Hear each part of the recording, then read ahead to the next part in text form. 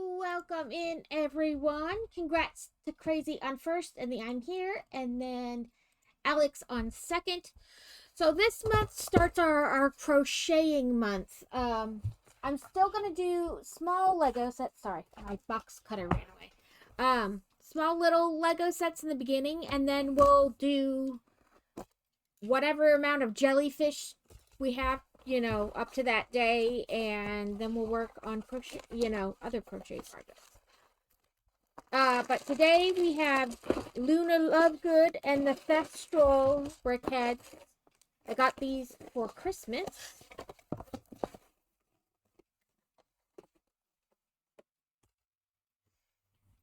Yesterday, or last night, was the Discord hangout, and I worked some on the crab cake that we started last week, and thank God it was just cosmic, because I must have frogged and redone that damn thing like 4 times because I wasn't paying attention to the directions, and so I kept doing things wrong. But we're at a good spot, and I think actually we don't actually have that much left to finish it. I have to finish filling in the body, like crocheting, so that it closes, and we have to stuff it, and then putting the eyes and the claws on it. So we don't really have that much to do on it, and we have the beginnings of this week's jellyfish. So welcome in, Alex.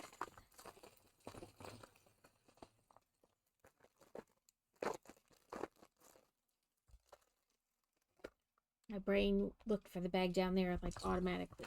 Not down there.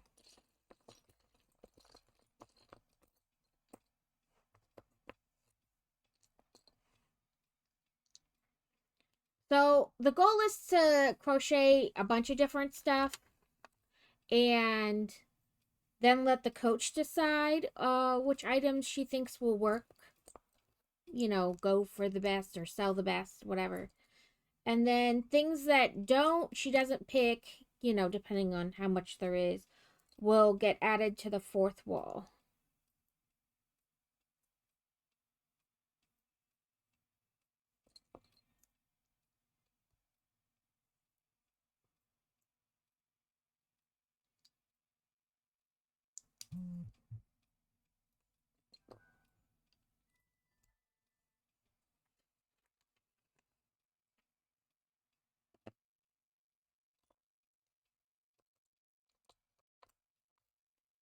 Pick up the brick. There we go.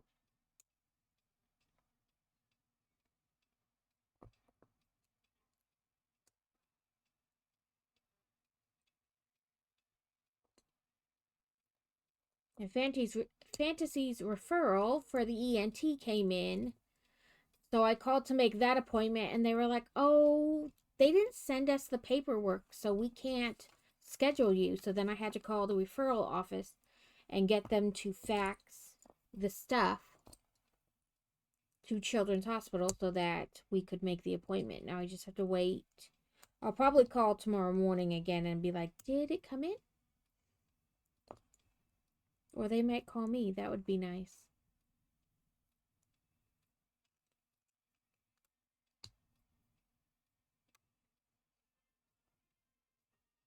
A wild wheezing has appeared. Oh, I haven't checked how many Pokeballs I have. I should probably do that.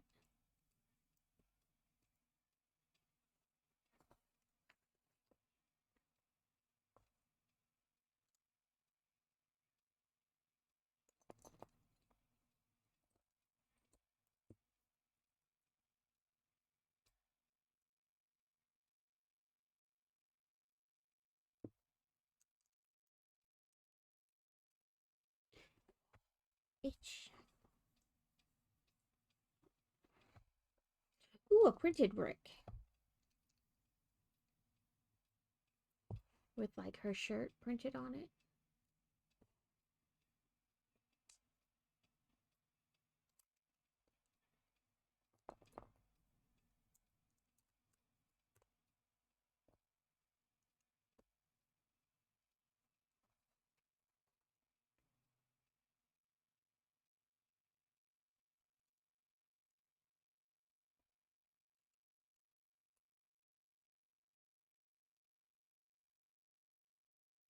I'm not a fan of when they have the like the loosey-goosey for the brick where it can like twist all over because it's not really clamped on fully. But that's a personal preference thing.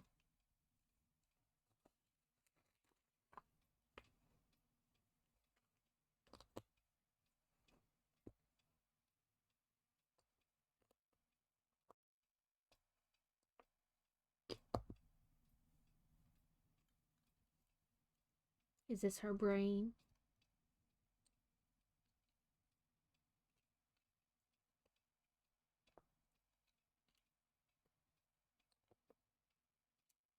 I'm gonna assume so because it's at about the roughly the right spot for it to be her brain.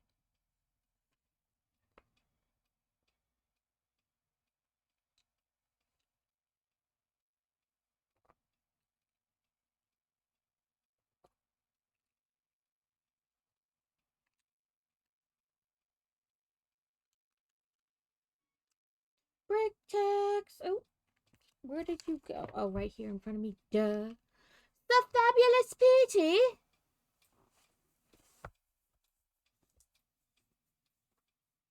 I'm sorry, Alex. Welcome in, Petey. I hope you're having a fabulous day. We have a bricked tax.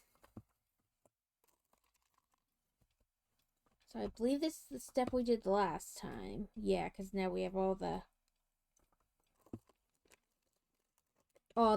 castle tops.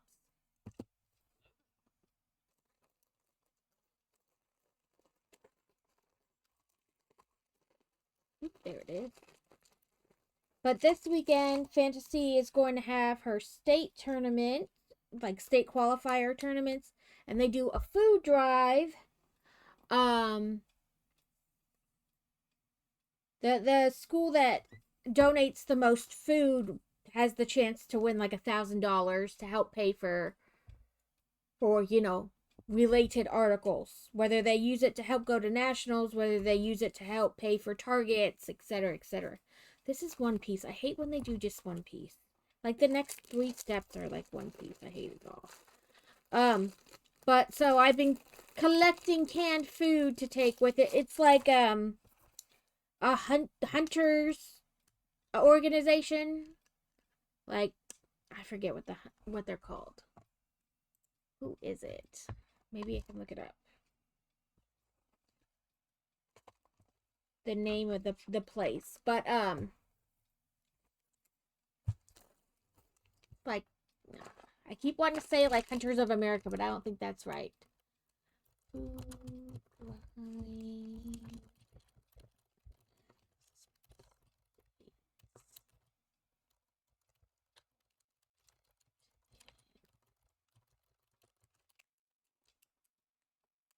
Arkansas Hunters Feeding the Hungry is what the organization is called. So they host a food drive and you donate non-perishable food, so like canned food. And the school that donates the most gets $1,000. We won last year. I took something like, I don't know, like 40 cans of food last year or something like that. I don't know. I thought it was a lot, but it really, like, in the grand scheme, probably wasn't a lot. But I've got a bunch of food to donate this year. Plus, I want to go to, there's this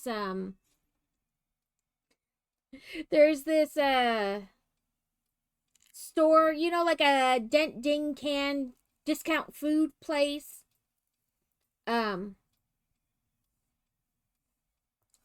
Let me finish this. There's only like one more step in the bag. Oh no, never mind. Well, that's not right. That is not a piece that's extra. This happened the other day too. I was like, that piece shouldn't be extra, but I also didn't see it anywhere. Oh, I didn't do it on this one. That's what it was. I just assumed. So yeah, we're collecting for that.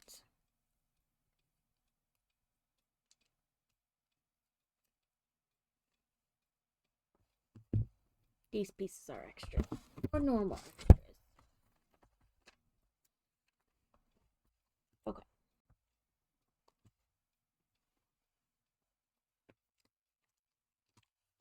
When I looked before we started, we were at like 39%. Now we're at 41% for the community challenge.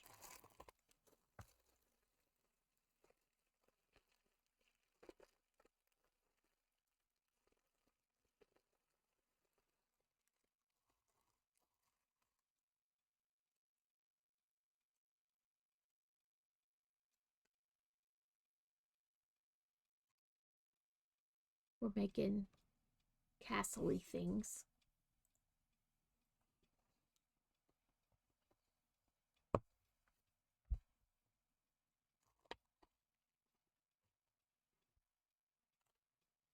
We have Catalina Lovegood.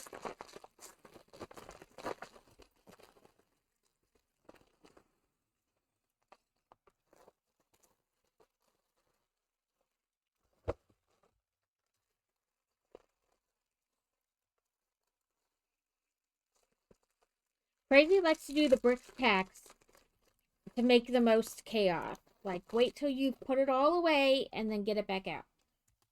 Maybe I just won't put it fully away this time. That's fine. I think it's funny. How's work going, Crazy? How's everybody's day going? Hopefully well.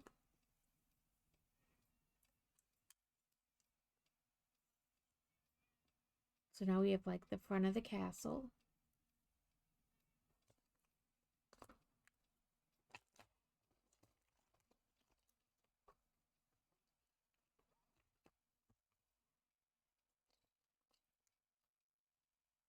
Oh, just one, not two. Okay.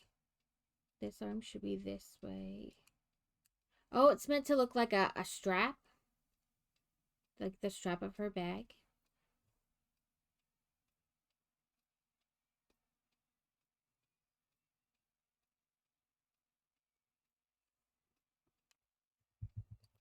Let me check these brick taxes off so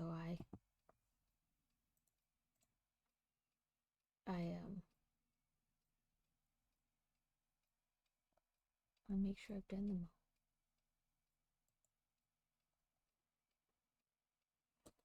And I still feel like maybe I missed one. No, that was 3.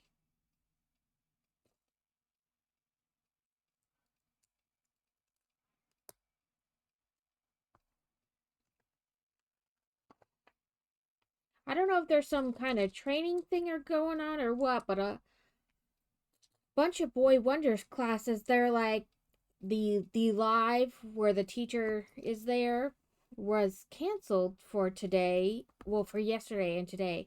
I don't know if the teachers were having like training or something. That was like kind of last minute because they didn't really have any warning.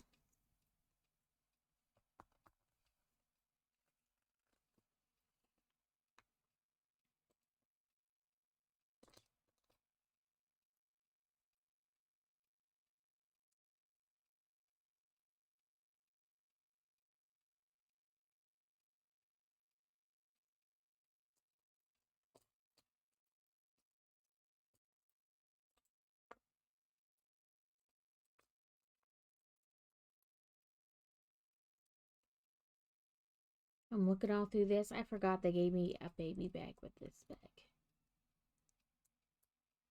Come on.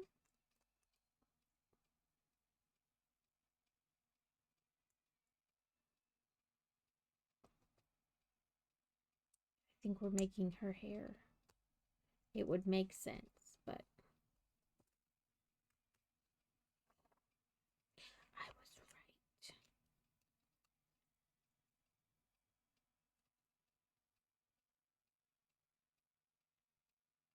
So we did her hair there on the back. Now we're going to turn it this way.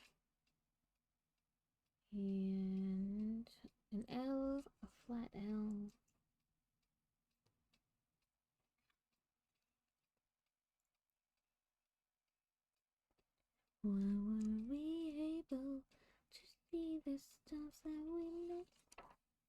Someday,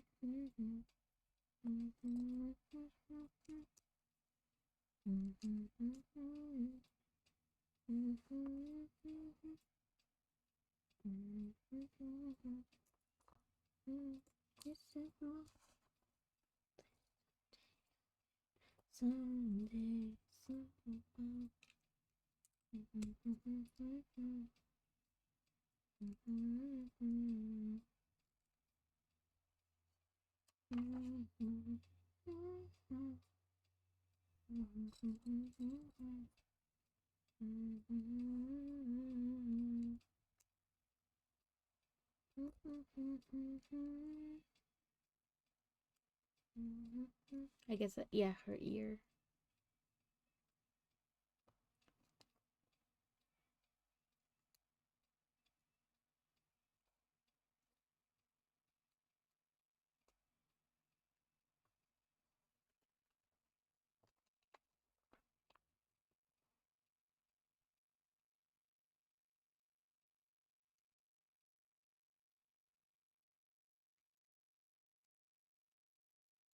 Come on.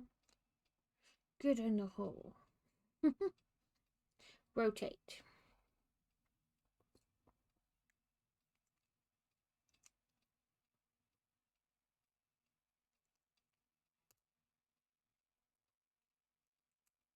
And the other brickhead we have to build with this set is a Thestral, which I'm excited about. The Death Horsey. My brain almost said Death Birdie, and I was like, no, that's not right.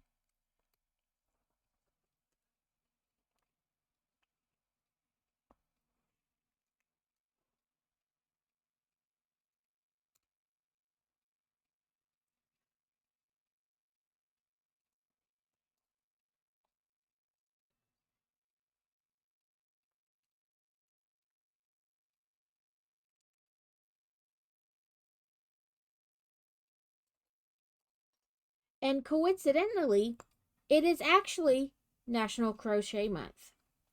I made the joke in Carrot Stream that I had to look so that I could eat lunch and then get ready for Crochet Month. And he was like, what? Did I miss something?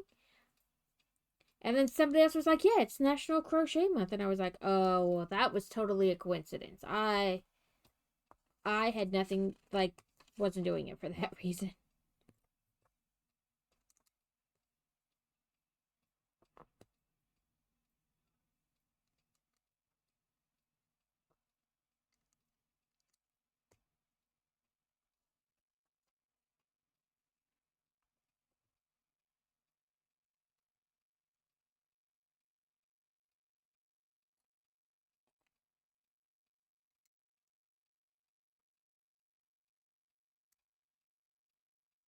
Ooh, a Pokespawn incoming.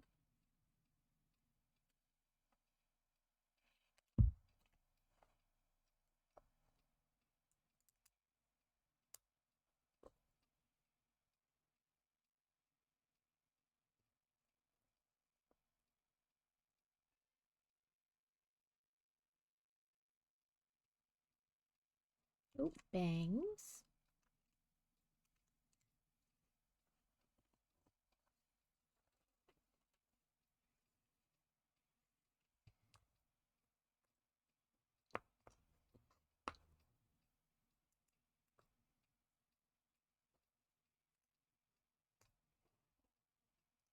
A tarantula, I don't know. A string ball Pokemon. So a string ball spider. Ew.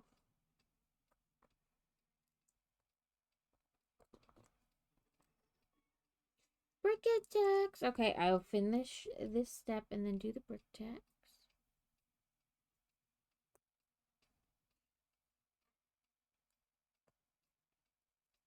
I gotta make Luna not look cross-eyed.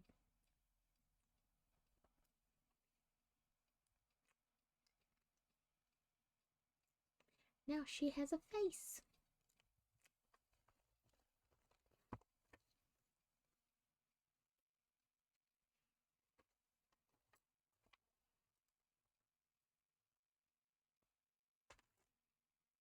Okay.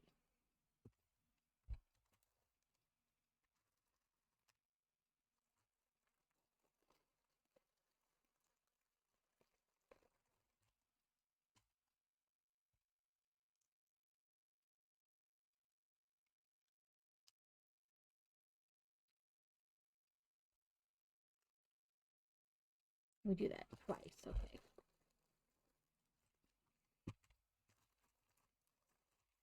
Help if I read that, you know, two of each. There we go.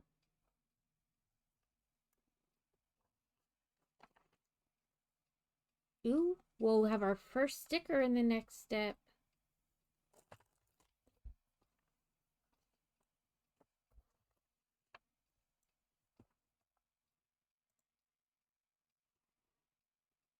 We put our face on. Now we need 4 quarter pieces.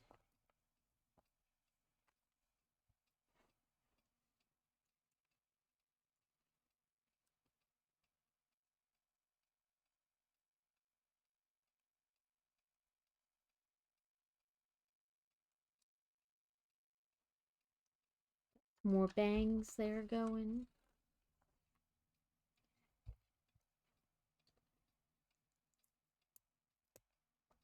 Oop, we giving her leggies.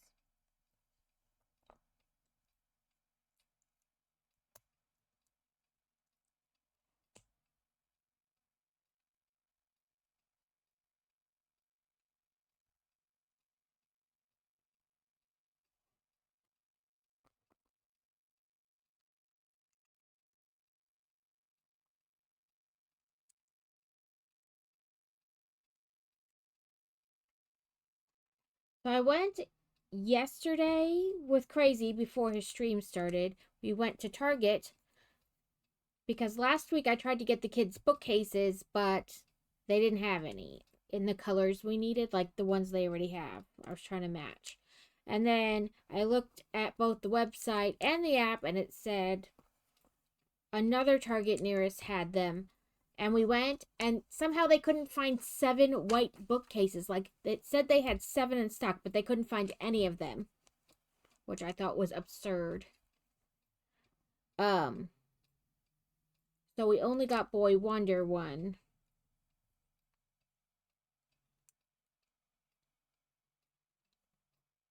Which I need to get out of my car and build.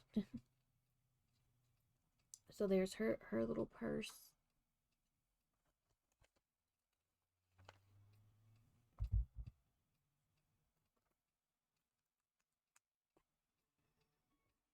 Brick Jacks. We have so many, like, gift with purchases that I've been saving for brick taxes. I'm not even sad that it's like brick tax every other.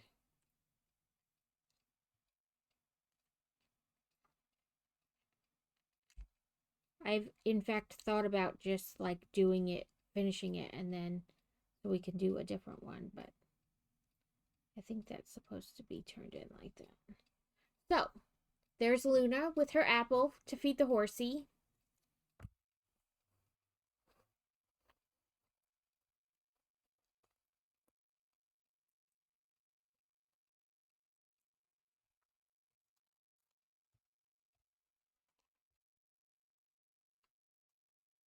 I meant to make a channel point redeem for like 1 point to like remind me to scan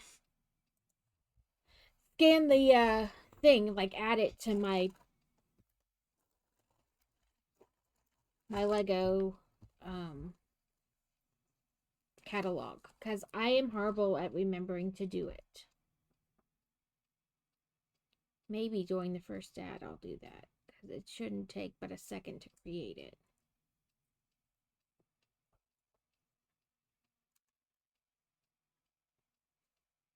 So that was still just one step, so I'll do another one, but now we have where it says Disney. Our first sticker. I mean, there's only 4, but you know. Let's see, it says we need this star in here.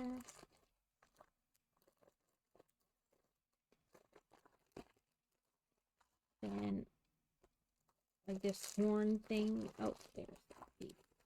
So, we want to put this like this. I actually think it's going to look like a shooting star in the end, but it right now kind of looks like a horn. I was right. It's a shooting star. You know, they have the star that shoots across. And then, where's our TV? Where did I put our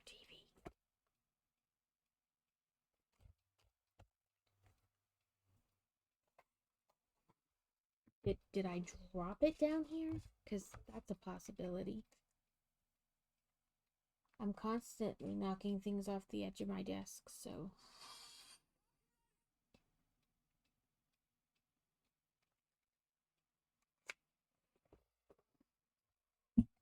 I, in fact, did knock it off my desk.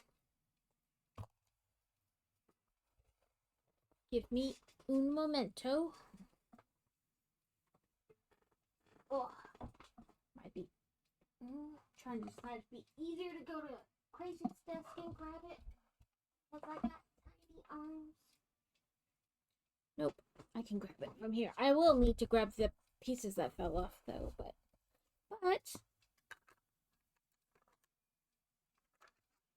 of course it's supposed to just fit in there so easily, but we all know that's not happening. There we go. Ta-da! But we have 2 more scenes to build. We have a Toy Story and a rude, Luna. Your stand was supposed to come with you.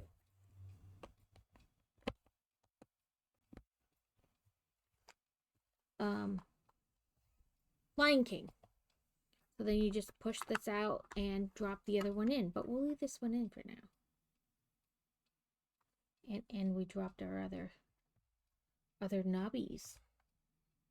Honestly, my desk, I clean it and then 5 seconds later it's cluttered all over again. So it's not really that surprising that I knocked it off. I just thought I'd put it in a place where it would be less likely to get knocked off, but I guess less likely doesn't mean impossible. So, we're going to do our Thestral now. And this book got like all bent in the thing and doesn't want to.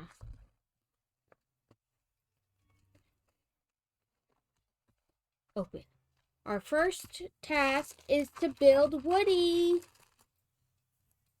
There's his legs, and his torso, and his hat. Now we gotta find his head.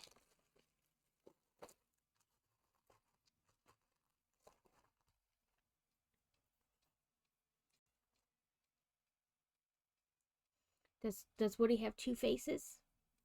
A smirk, and he does have 2 faces. Beedo, beedo. Yeah, max disruption. That's fine. Okay, let me look at this to make sure I put his hair on right, or his hat on right because it has hair. So we have Woody. The other side is like a little smirky face.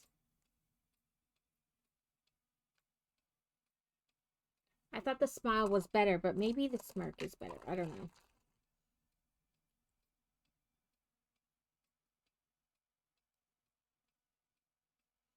I'm trying to like rotate the hat and it keeps moving his head. There we go. So, we has Woody. Where do we put our TV? Oh, over here. I'm just gonna, there we go. I'm gonna clip Woody on top of the TV for now so we don't lose him. I hope your day is going well at work. And then we'll do, what is it? 6 by 8. 8 and 6, okay.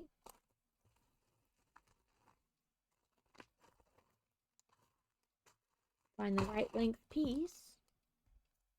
Ta-da.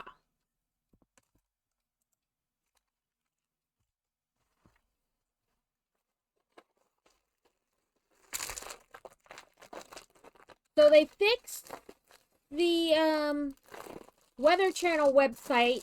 It was fixed last night when I looked, and they even sent me an email back because I emailed them yesterday. I was like, okay, I've been using your monthly tab on weather for a project, but like Sunday and yesterday I couldn't get it to work, and I was like, could you let me know if it's something like I have to delete cookies? Oh, I forgot to turn the light on over there. It's so dark. Oh, that's cool. Um, could you let me know? I tried deleting my cookies and all that kind of stuff first before I messaged. So then I got a message this morning that they were like, sorry about that. That tab was fixed, this morning. Please let us know if you have any trouble. So it was great that they got back to me. And maybe they didn't realize it wasn't working. It's completely possible. Like, unless they're looking or somebody tells them, they might not know. So we are back to task. And honestly, I was kind of freaking out because I was like, what if they decided they don't want to have that tab anymore? Like, I have no idea whether it was using like the average or the high, because I just used whatever number was in the middle. I was freaking out a bit. And then, like, what if it doesn't match on other websites? I'm glad it is working again.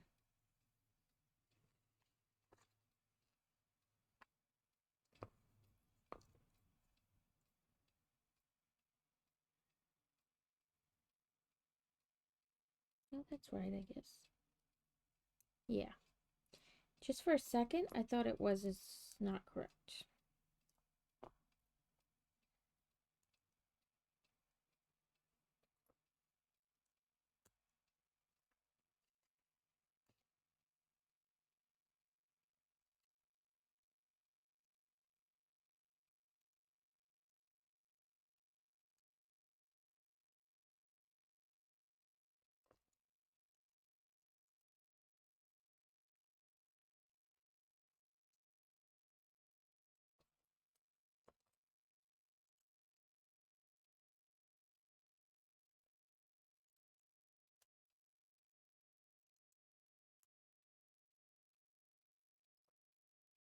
I was dropping fantasy off at school, and I realized that they only have like 3 months left of school.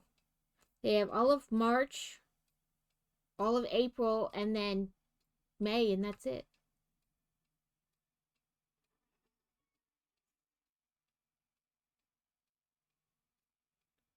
And I was like, ooh, we are getting so close to the end, and then you'll be a senior next year.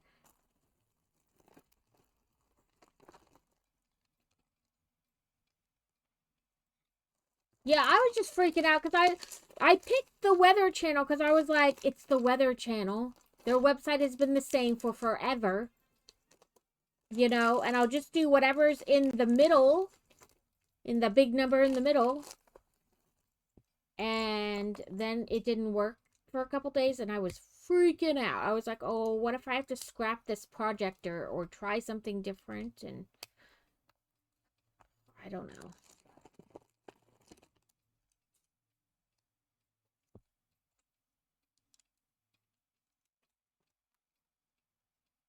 So that's that step.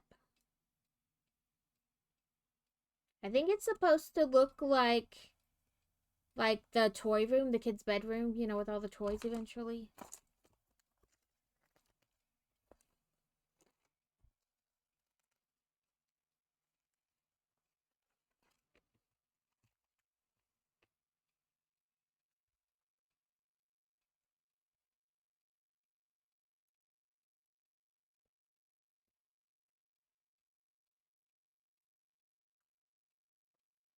Claws. Where the wrench is. One wrench.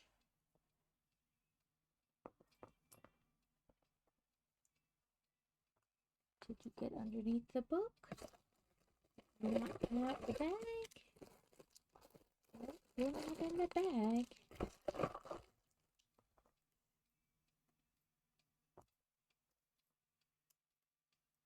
Is it one of those things where it's literally right in front of my face and I'm just missing it?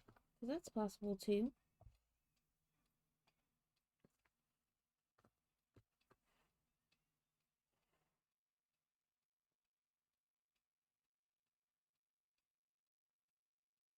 I could have swore I picked at least one up, and now I don't see any.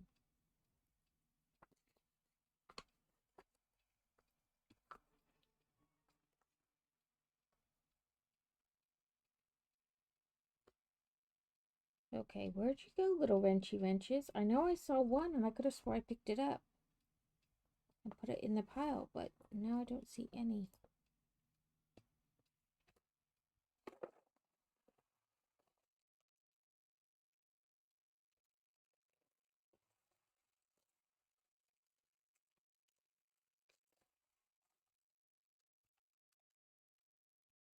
I'll do your brick tacks in a second. Well, I need the little wrenchy wrenches to do this. My brain is like, where did they go? Oh, there went one. It fell. I knew I found at least one.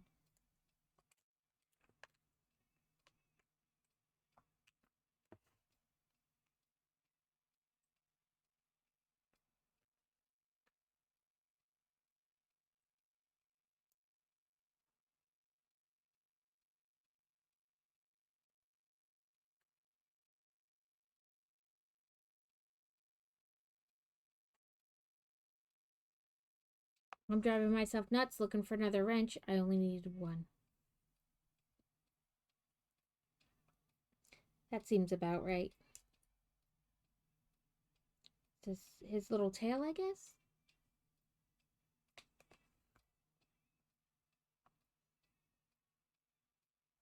Oh, I forgot to... Yeah, I'm slowly losing my mind. I'm like, did I check that one off? Did I not check that one off?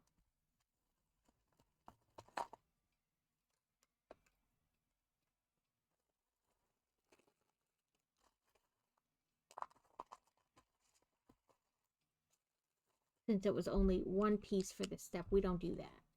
We need more than one piece in a step.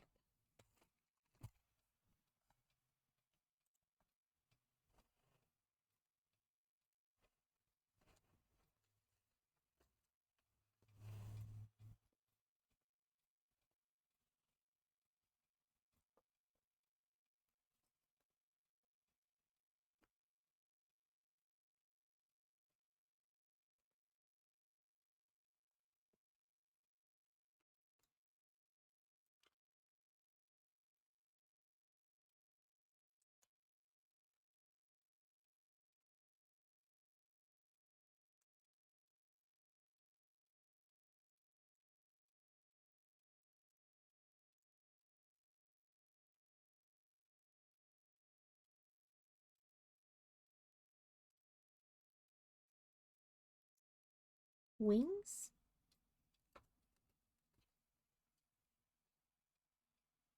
I was right. Wings. A little wing.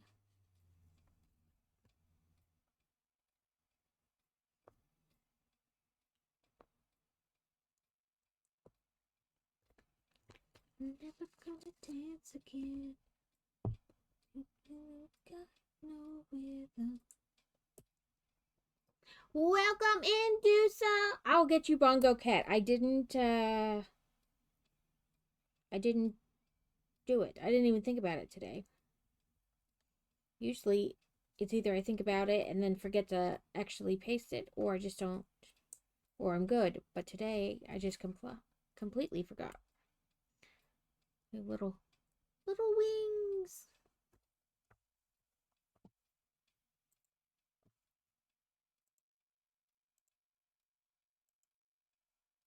I was so worried that I had like all the crochet stuff without having like 10 balls of yarn on my desk. But at least like the stuff I wanted to start with, that I didn't think about Bongo Cat. I lurkied in yours this morning. What are you doing, you silly Knigget?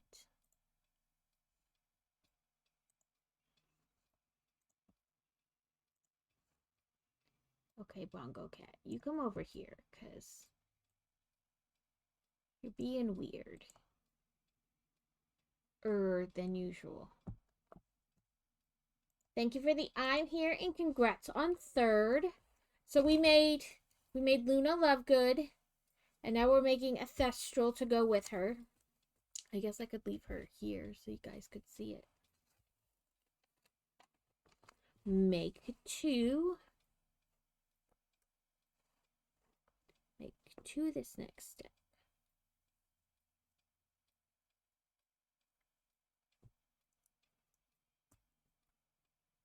Okay, that was fairly easy. Felt a little like a trap.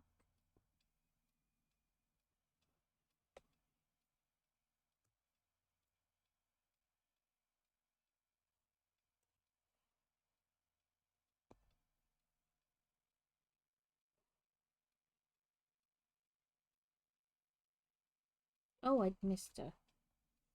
I was like, that doesn't look right. I missed that I was supposed to put this on top. It's kind of like in the crease. So I missed it.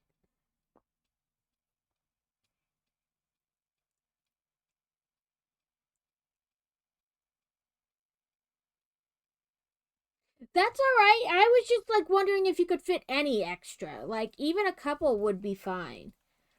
But so I was going back and forth because I had like $150 worth of Lego points. And I was going back and forth with like, should I get the vending machine? Should I get the corner modular that they came out with? It's like a cottagey type modular. And I kept going back and forth, and then I tried to look up like ones that were supposed to retire this year. I mean, I know we're pretty early in the year, but still, like, it gives me an idea about which ones I might have to focus on or save up for. I finished off my AC because of some deals that were going on. Ooh, yes, that's fantastic. And one of the sets that's supposed to retire at the end of the year is the big T-Rex skeleton, you know, the like 3-foot long skeleton. And it's kind of pricey at like $250. So I used my points and I got it for only like $115 with tax.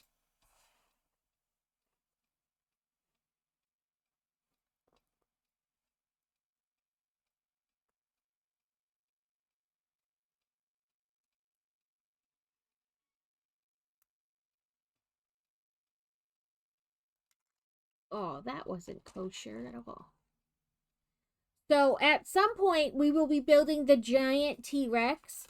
However, that has to wait until I get more shelving.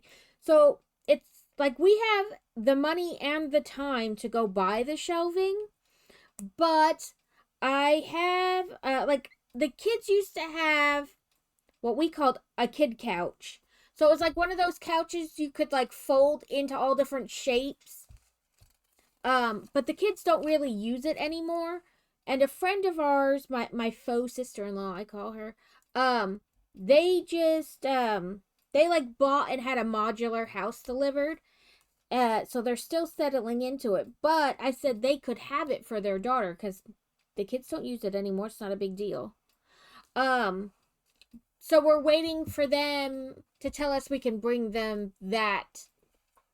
And then we can get like our ottoman back in the living room, and then that space will be cleared and I can put the shelf up.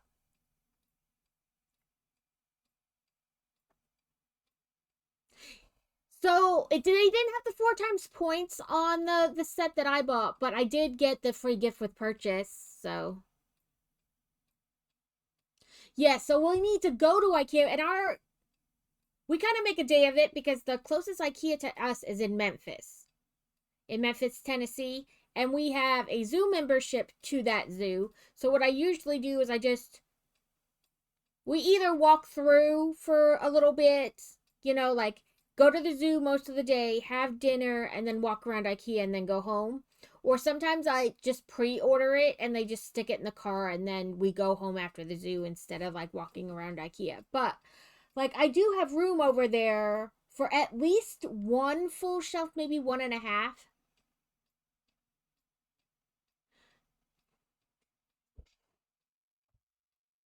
No, the one in Ohio is for, yeah.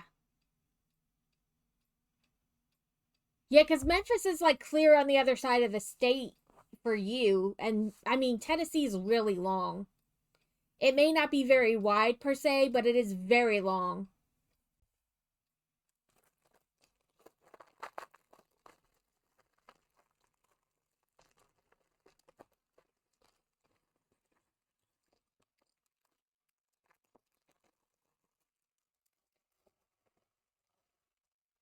Another bucket.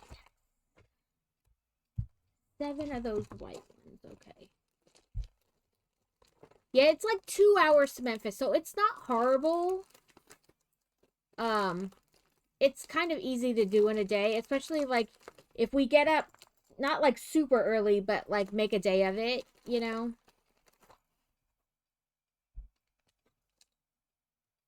Popped right back off. That was rude.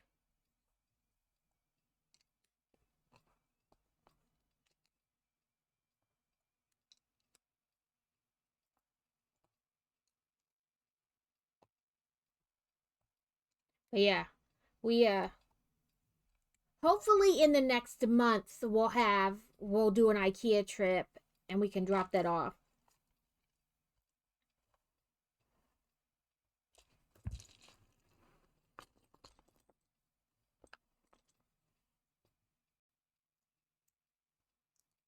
Now we're working on the Thestral head.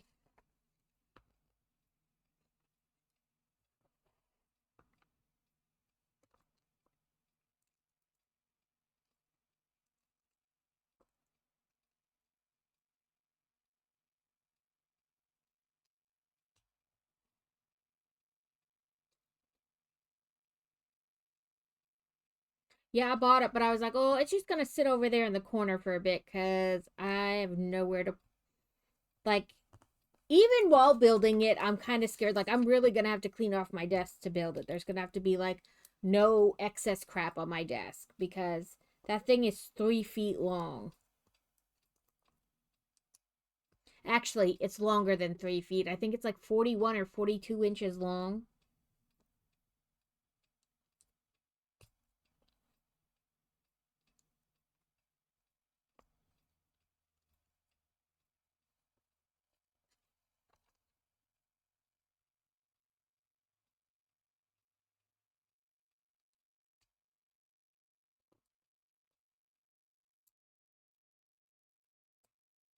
I didn't look at how tall it was. It might have to be like a top shelfer.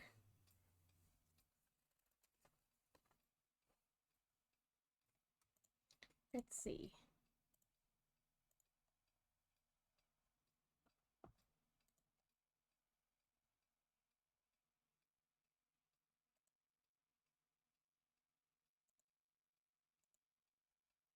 I clicked no, I don't want to answer your...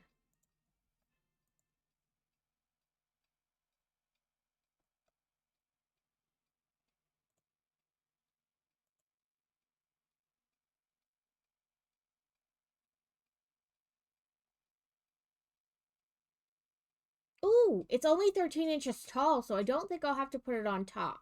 Because the clearance between these shelves is about 14, 15 inches. So I can put it not on the top. And then I can move the 2 skulls, because I have like the T-Rex skull and the Triceratops skull or whatever it is. So I can move them like over by it too.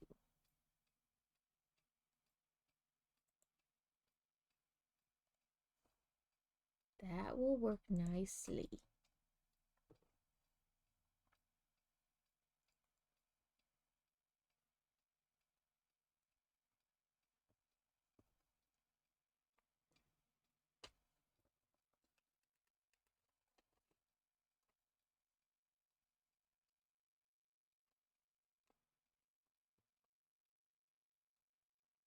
We have always lurked among you. Okay, crazy. Thank you. Have a good day. One last brick tax. Let me find this last piece and then I'll do the brick tax.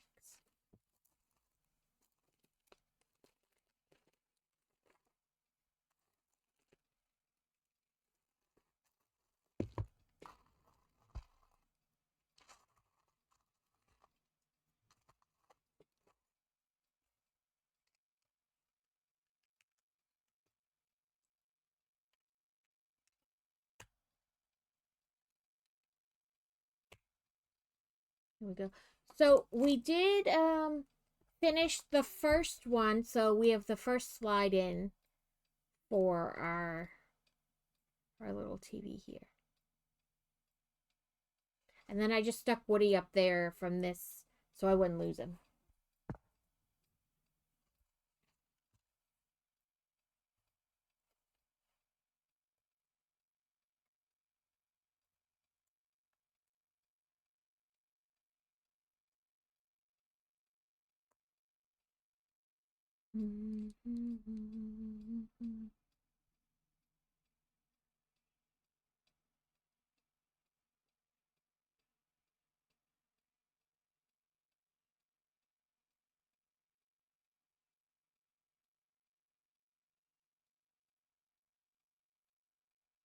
Did I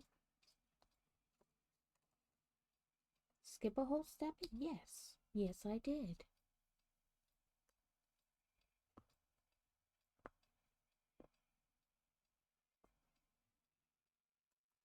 One of the 5 million brick separators on my desk.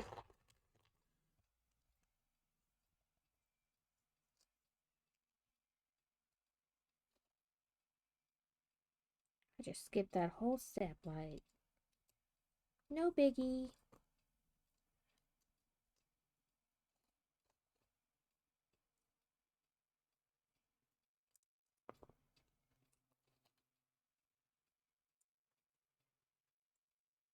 I really shouldn't be surprised. I skip steps a lot. Far more than I should.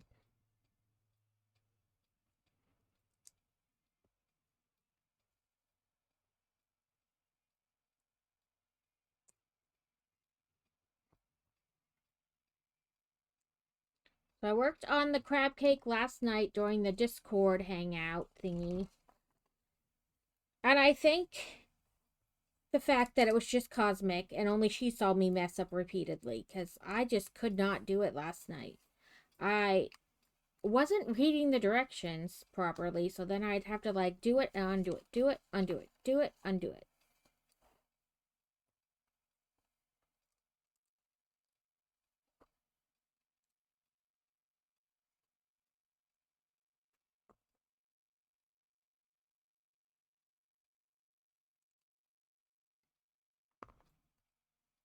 But I guess that is something that you have to accept if you're going to do any kind of anything on stream, crafting, gaming, whatever. Like, you're going to mess up. You're going to mess up and make a fool of yourself in front of people. You have to be okay with that.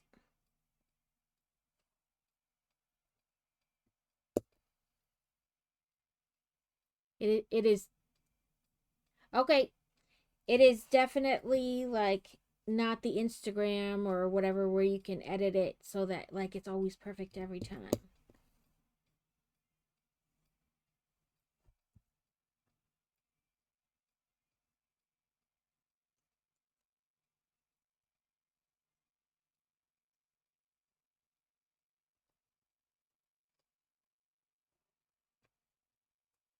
Our Thestral has a head now. Laugh back.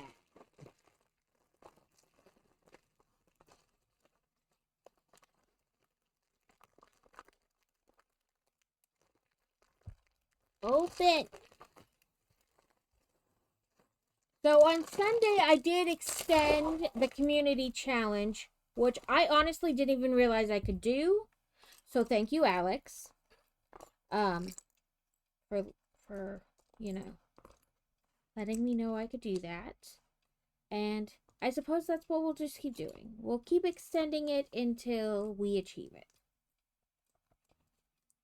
I kind of like that because I would feel really bad if it just ended and then you guys just lost those points because there's not a way I can refund them.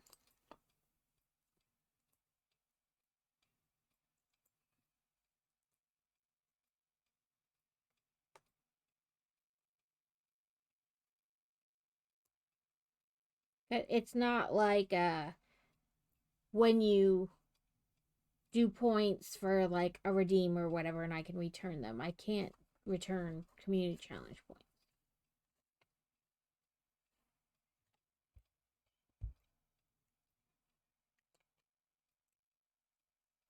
little.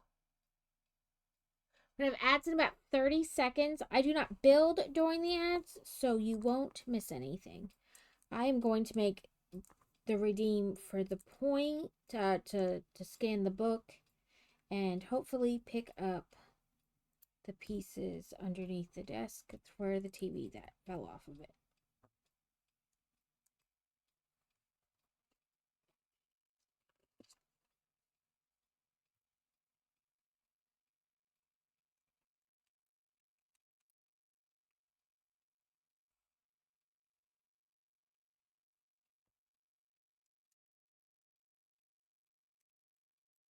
Ah.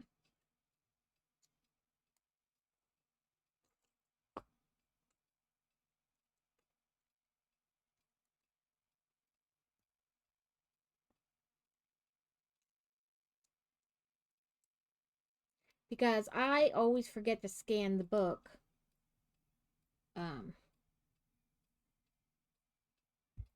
You know. Figure if I make a redeem for like 1 point, you guys can force me to scan the book. I'll make it like redeemable once per stream.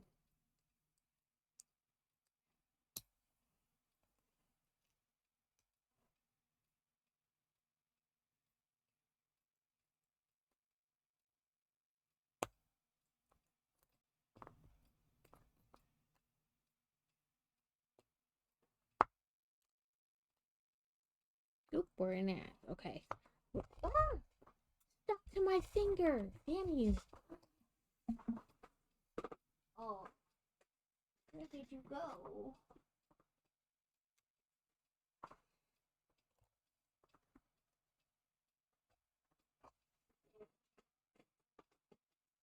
Okay. That's for that step.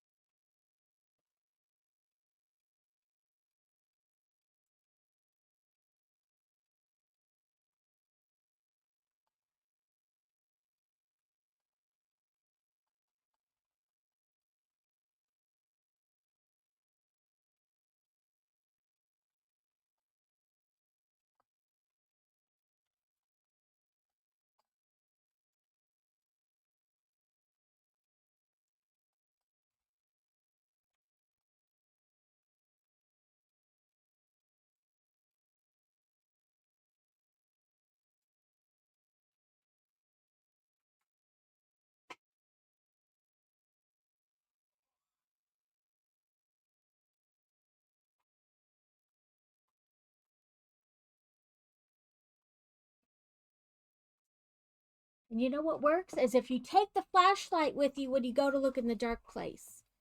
I didn't. Let's make a channel redeem. Add new channel redeem. Scan instructions.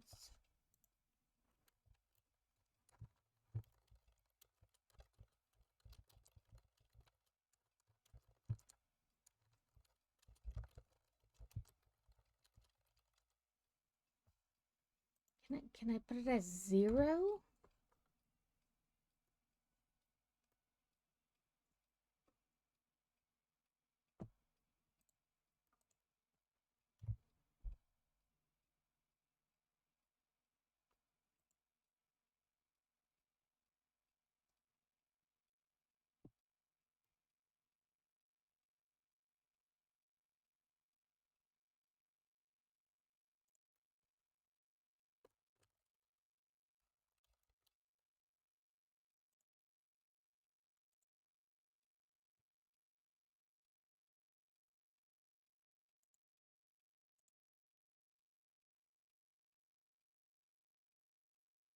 Because I put it at 0. Let's try that. That worked. Welcome back. So silly me did go around the desk to pick up the pieces that I dropped underneath my husband's desk, but didn't take the flashlight with me, so I couldn't see. But I did get the channel point redeem made. And I did pick up random Legos that were under his desk that I think are his. But, life.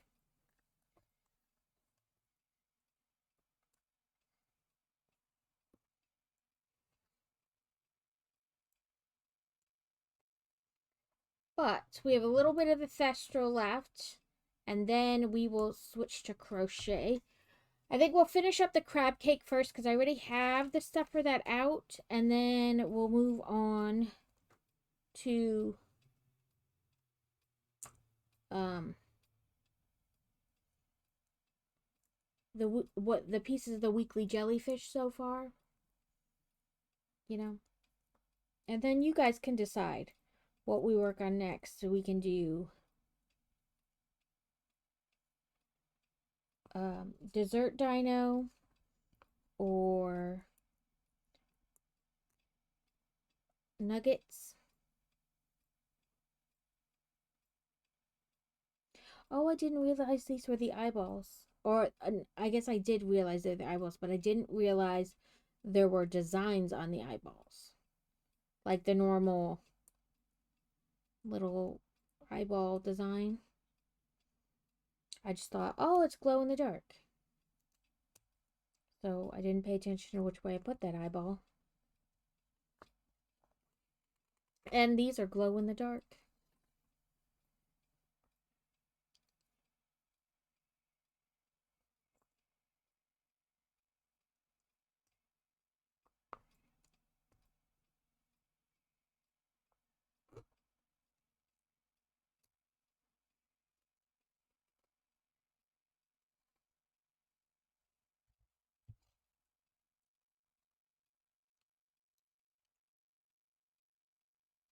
So our Thestral has a face now.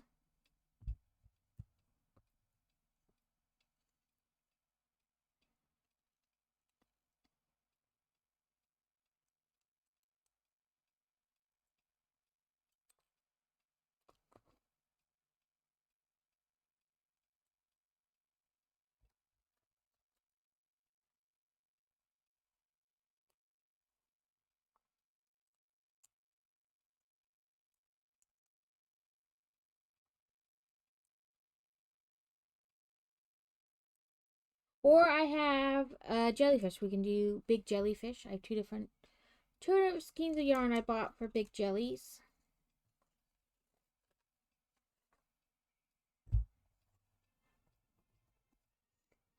A tentacle!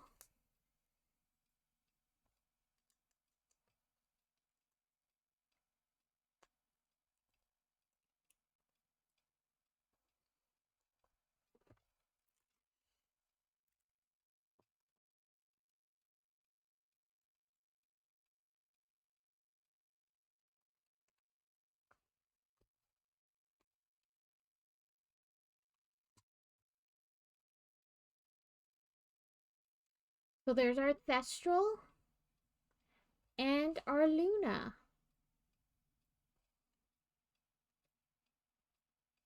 Very nice. I always put these on my bookshelves, so there really isn't room like here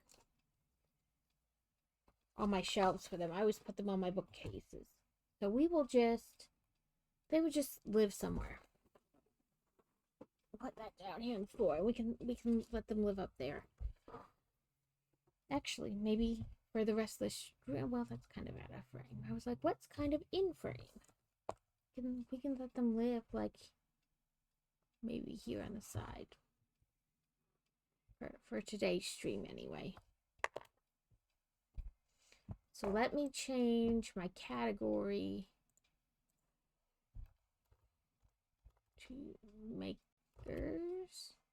I hate when the thing is right there and then like you stop typing, so it decides to like just go away.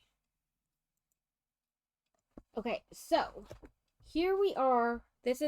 We have this, and then we have our claws and our eyeballs.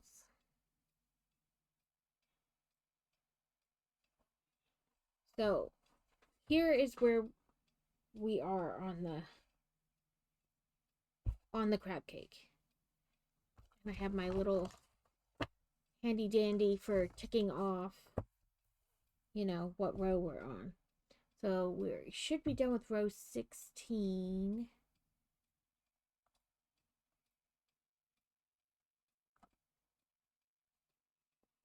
Okay, and then we're on row 17, so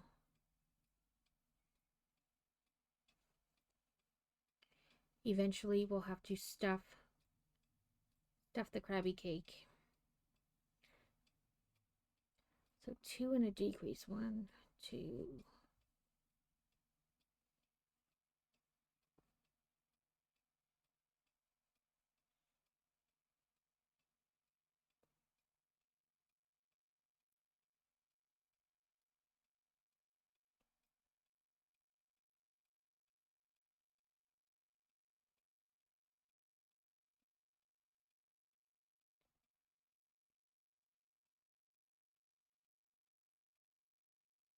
I want to add more crafting into this the stream in general.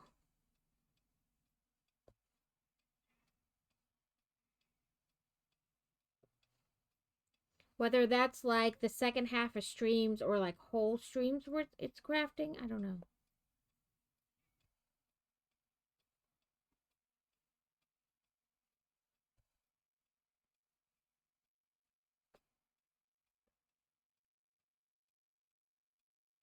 I got a pattern. So the same person, creator, whatever, that I got the patterns for the sorry, I'm like, how do I not get this camera in the way, but also make it so you guys can see? That I got the cauldron and the stackable snowman. I got an Easter basket pattern, so like a big Easter basket, mini and regular sized or whatever. But you can fill them, so it's not just all stuffed. Like you stuff it a little bit, but also you can actually use it as an Easter basket to like put things in. And I bought 2 skeins of yarn to use to make those, so we can make those too. Not necessarily for the donation thingy, but at some point.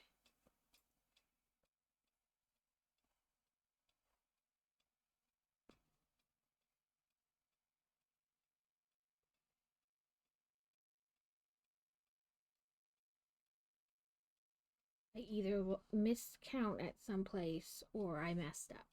Let's hope it's I just miscount. I got 21 instead of 24. 1, 2, 3, 4, 5, 6, 7, 8, 9,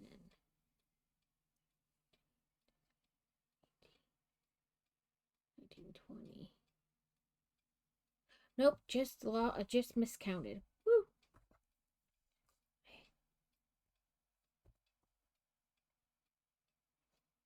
I love this yarn. It's super soft. And it did not say it was in this kind of round, but I think it's meant to be done in like continuous rounds, but I hate that then it twists somewhere. Like I made a cat the other day and I was like, oh, it doesn't say to do it in connected rounds. So it must mean want you to do it in continuous rounds. And somewhere along the way, the cat's head now looks a little to the left. Okay. Stuffings. All the stuffings.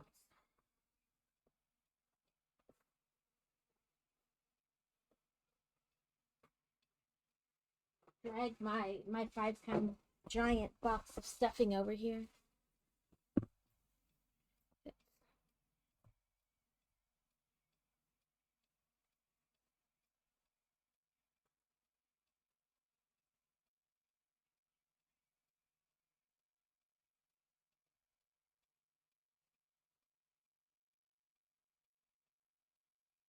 Ooh, it's standing up.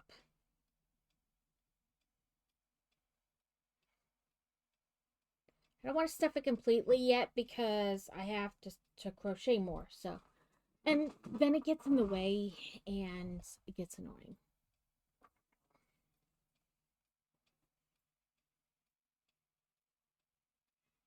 Its little crabby legs keep catching everything. So single decrease all the way around. Okay.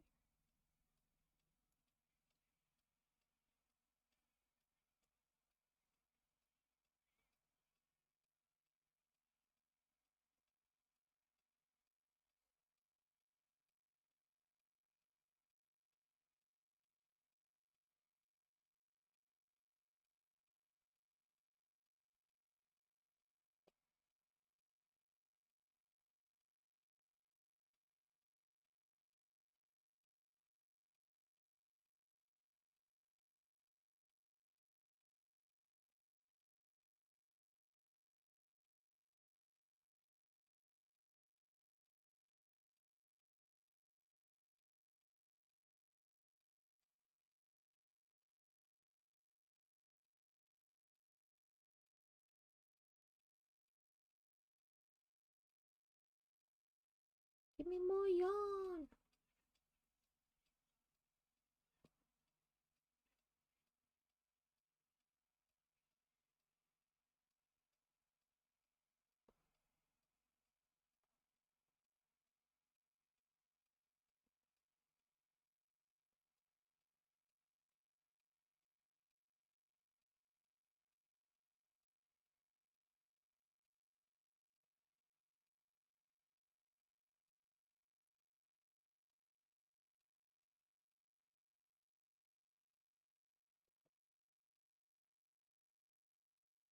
Let me know if the music is a little loud. I like messed with the volume last night to have it on during the Discord thingy, but not loud. And then I was like, did I turn it up too much?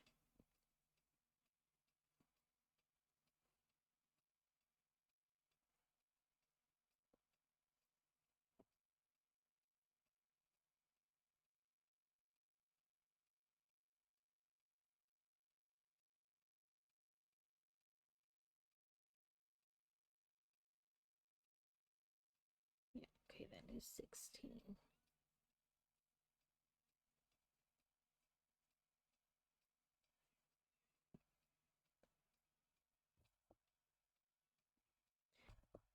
Okay, decrease all the way around. Okay.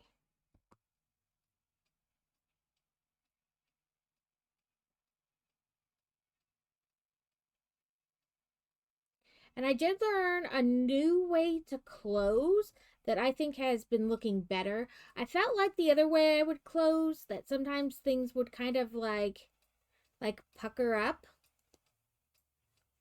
instead of being like the same level as what was there. It would like create like a pucker effect, like it was above it instead of even. And then I saw a lady was like, if you feel like you have problems with your closing, try this. And it worked and I liked it better. I don't know if it's just me thinking it looks better or if it actually does, but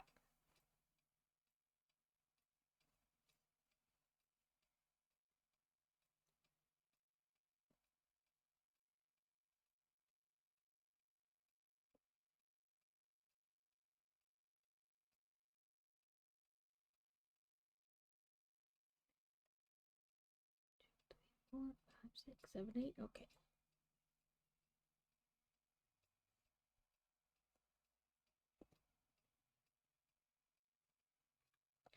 Sorry, I'm trying to make sure I don't go out of frame. I'm not always the best at it. Okay, then sew hole and weave ends. Okay, that's first. See how we feel about how much floof is in it. Do we feel like that's enough floof, or does it need more floof?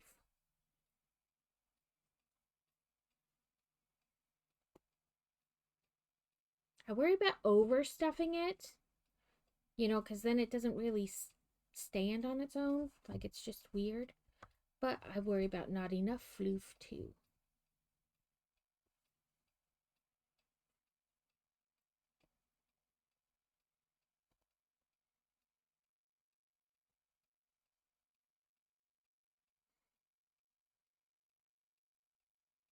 In some ways, I wish, like, in the pattern, it'd be like, add this much floof. And then you could decide, that's too much floof. That's not enough floof. You could guess from there. How do we feel? I feel like that's probably good.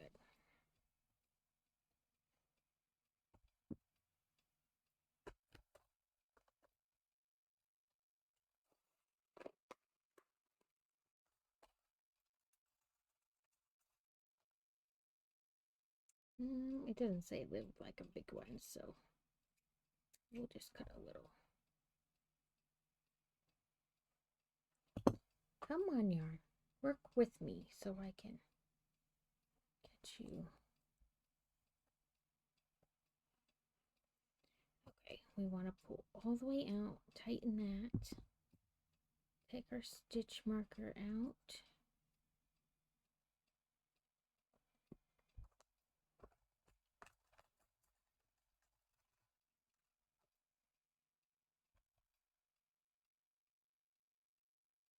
So the thing was go like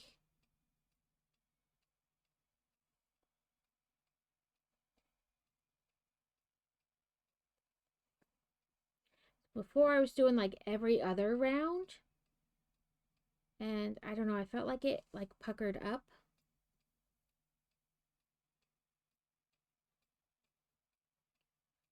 Oh, I should have counted. Oh well. And then it leaves it all nice and even. I liked it. And then I,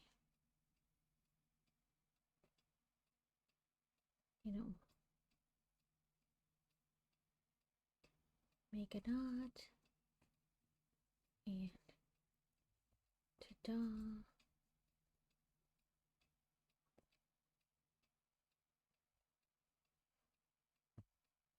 And then just boop. That's our crabby body.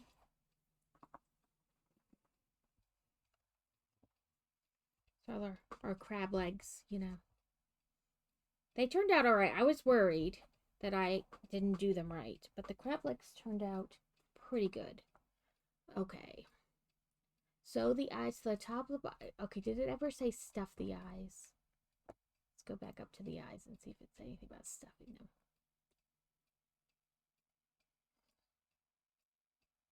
Do not stuff. It specifically says do not stuff.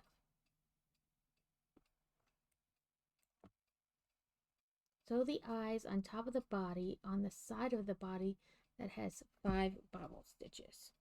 So this side, because this will be like the front. Oh, it was like that last night for me. I was like, oh, I'm hungry. And we made chicken nuggets and I ate like half a nugget and I was like, nope, done.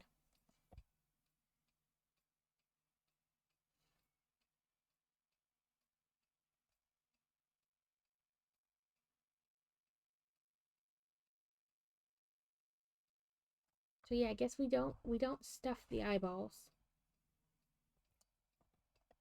So it says sew the eyes on the side of the body that has 5 bobble stitches. The legs on either side has 5 stitches, but we have 5 bobble stitches between the legs. So yes, this side.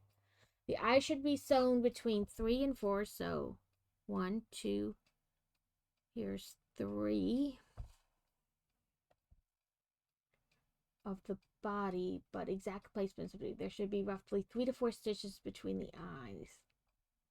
Embroider a smile between the eyes.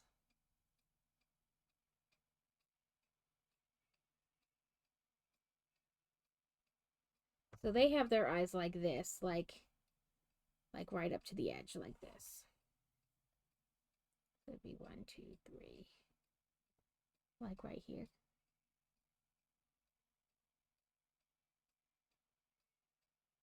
That looks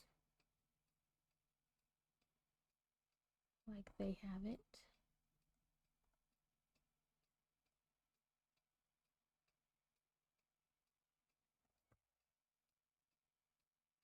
That looks good.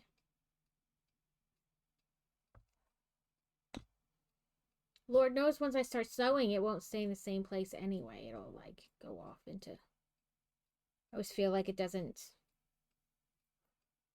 stay where I put it. So 1, 2, 3. We want it forward facing.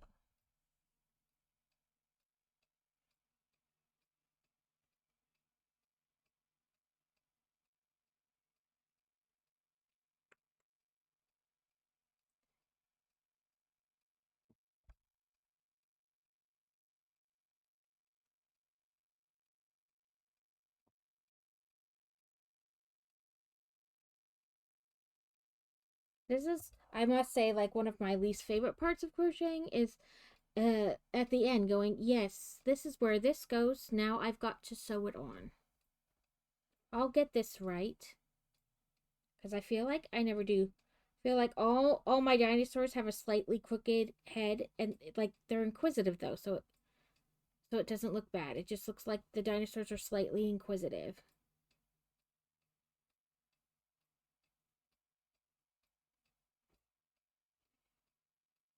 But like I said, I knew we didn't have very much left on this, so gotta keep that in this.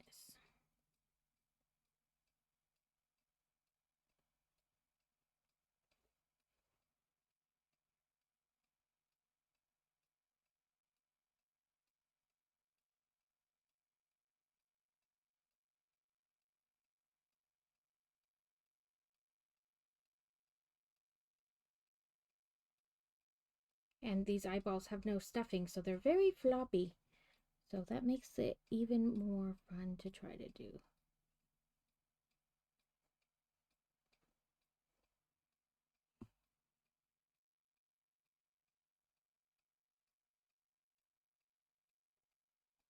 It'll just have questionable eyeballs.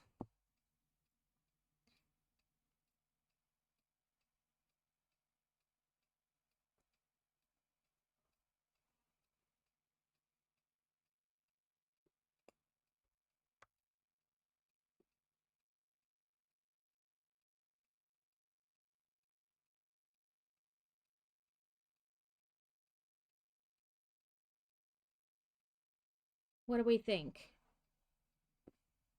Oh, that actually turned out pretty good. It's pretty even down to the thing. I feel like that could have been much worse. So let's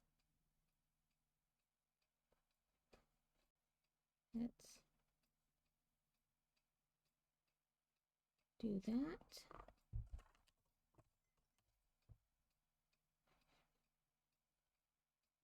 Find a good spot to stuff this tail.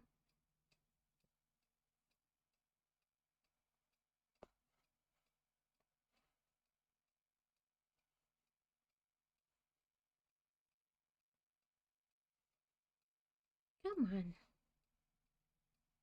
Why do you not want to get in the hole?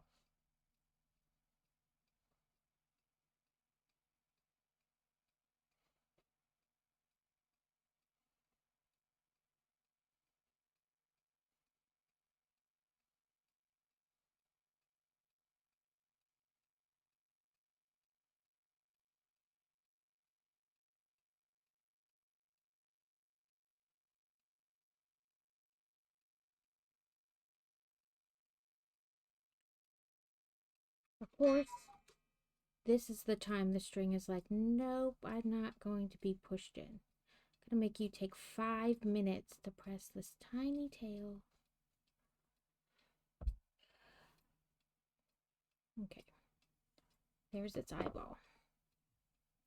Now for eyeball number 2. Dose eyeball.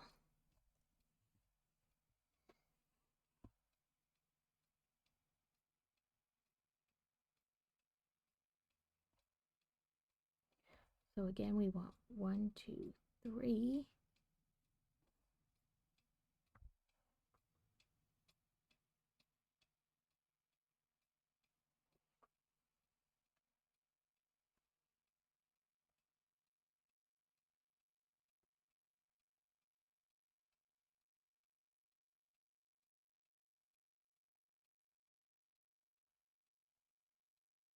Here's hoping they look even when we get around.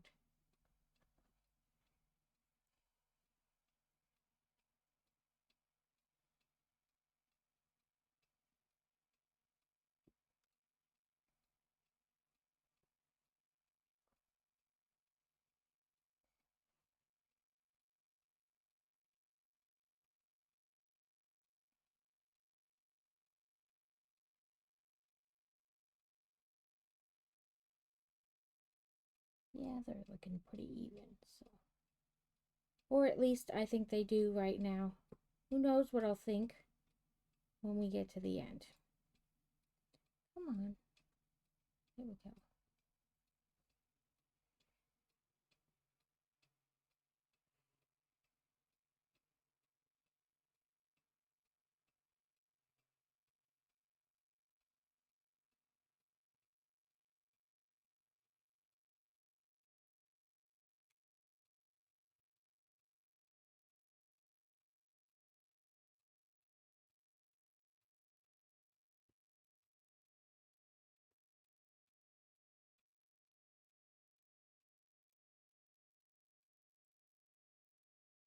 Okay. I think they look pretty even.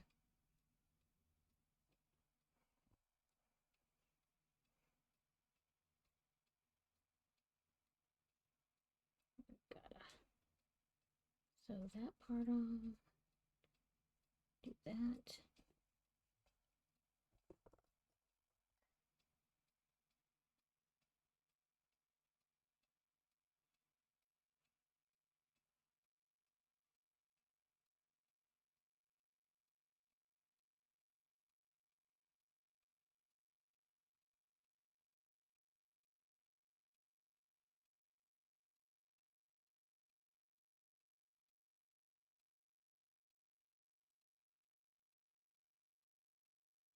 Well, that one in much better than the first one.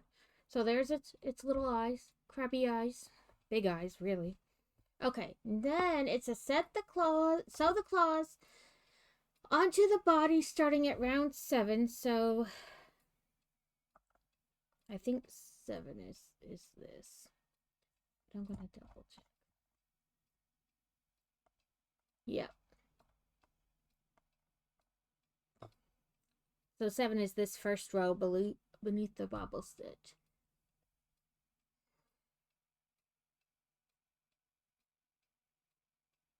Okay, so we need to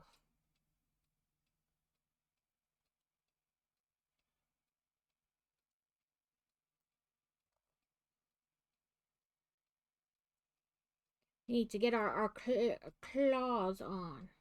Right? It turned out I was a little worried because it had some. Like, I had never done so many bubble stitches on a project. And the legs were like a new way. I hadn't done that, like, technique. And this one's a little wonky, but, like, you don't really notice it once it sits down. But I'm happy with how it turned out. I was worried that it was going to look not good. So, I think we roughly want it, like, kind of lined up with the eyes, you think? Roughly, like.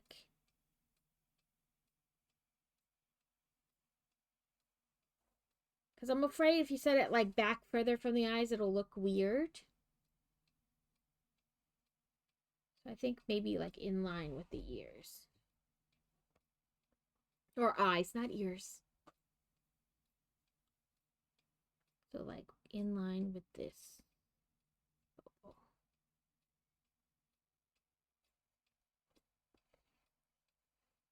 The assembly part is my least favorite part of the project. If I could just, like, leave it in pieces and be done, or to not have to sew pieces on, that'd be great. But a lot of the ones that look,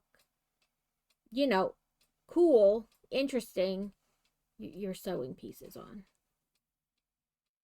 I'm just glad that the crab legs wind up being, like, something that you incorporated as you were crocheting. So, like, you crocheted through them and the other thing to attach them, basically attaching them in a single crochet. I liked that. If I could attach a lot of stuff that way, I would do that.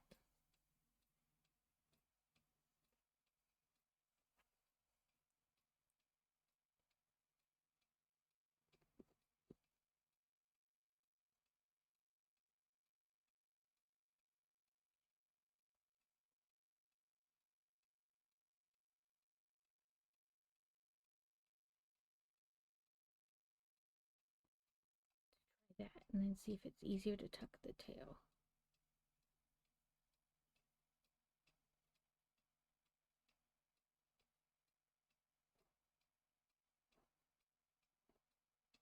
Here we go. Yeah, I'd be like, okay, I did the hard part. You put it together. That's how I feel sometimes. Like, really, I did the really hard part. I made all the pieces. I crocheted them and I counted. Somebody else do the putting together. I don't mind the jellyfish because they're fairly straightforward. But like stuff like this where you're like, okay, we're placement wise. We have to get our placement right. And I'm like, no. No, no. I've done my hard task. You do this part. Oh, I think I sewed that one on upside down.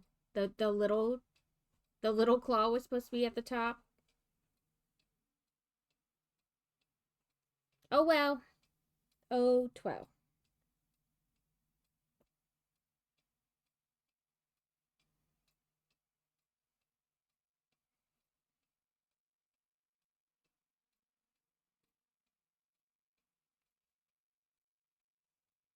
I was so worried about getting its placement right, I didn't pay attention to which way its hand was going.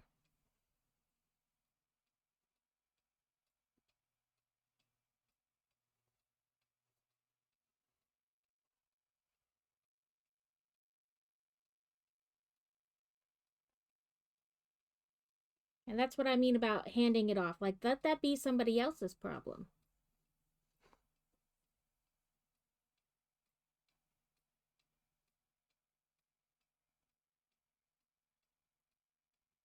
Come on. Go through here and then grab that little bit. There we go. Yeah. It's okay. He's a special crab. I mean, let alone that he's a crab cake that isn't what your traditional crab cake is. He's a short bus crab.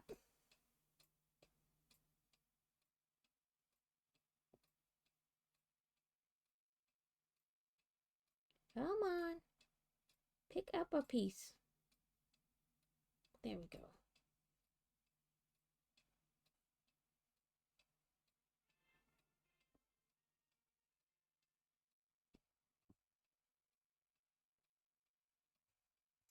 A polytoad.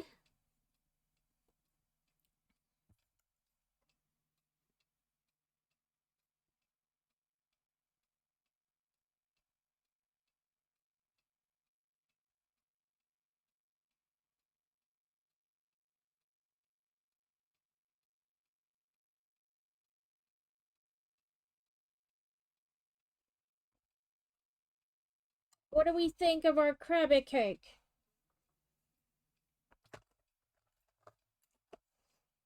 Crab cake. Let's see if we can get it better. He's a crab cake.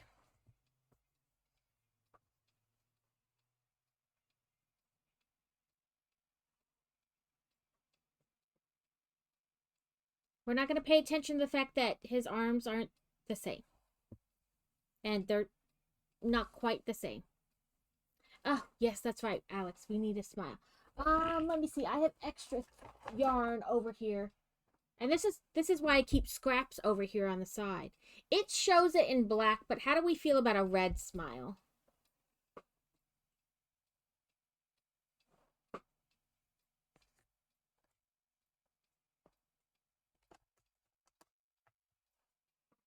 How do we feel about a red smile instead of a black one? Or is that kind of weird?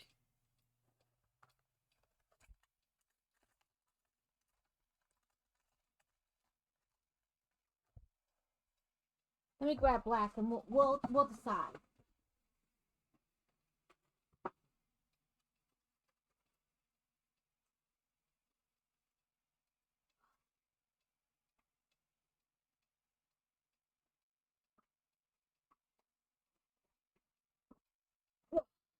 Or this is the black.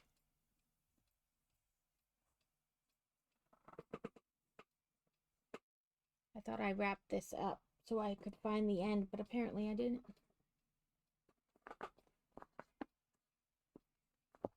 Okay. See? One less thought I have to make up on my own. Oh, I'm sitting on it. That's why it's not going.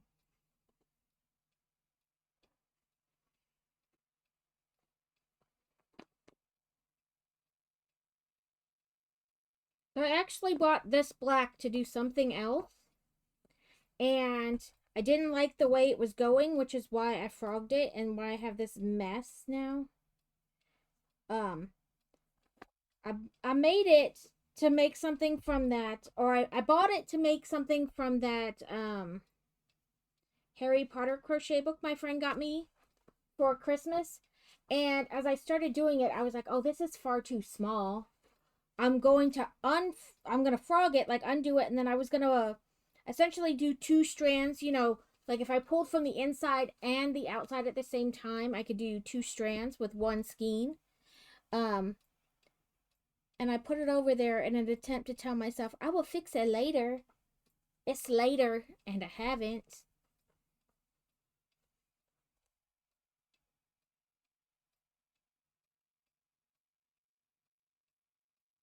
Because later gets put to the side, and it is very much out of sight, out of mind.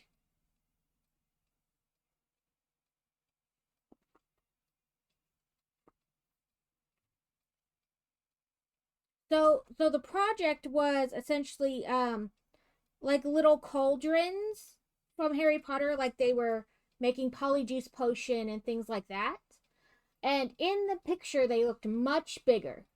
And who bothers to read the where it tells you how many inches or centimeters the project's going to be when it's finished? Not me. Not me. Not me. So I'm like excited, thinking it's going to be giant. It's not going to be giant. I mean, I could, in theory, just buy big blanket yarn and make it, and then it would be giant because it would be big blanket yarn. But I bought this yarn, and so I will eventually do it.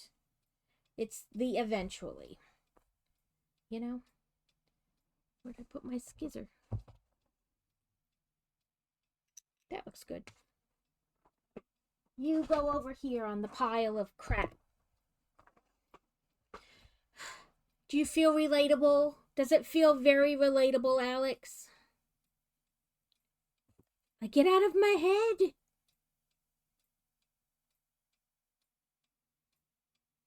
Okay, I'm gonna say roughly middle. And it looks like one, it really looks like just like two rows. Yeah, like out of sight, out of mind.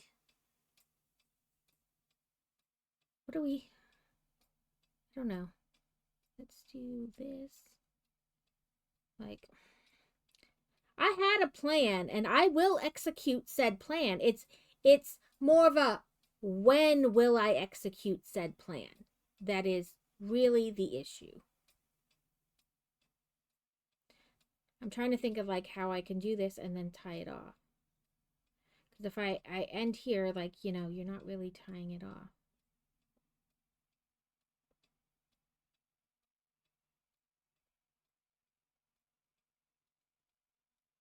Because you want it to like pull down. Okay. I'm going to have to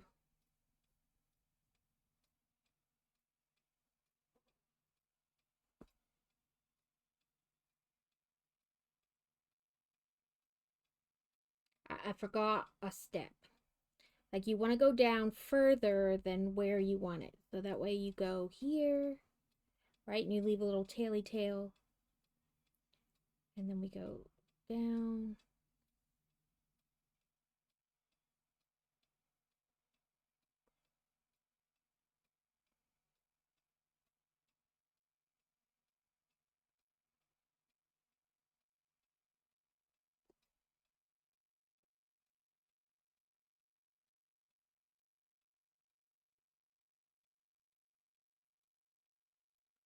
How do we feel about that? I feel like this second one is really wonky. Like why does that look like that? That doesn't look right. Let's try maybe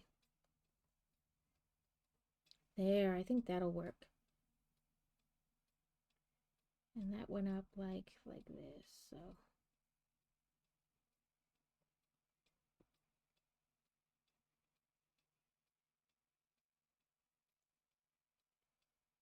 that's what I'm here for, Alex. Feel the connection. There we go. Little mouth. Then we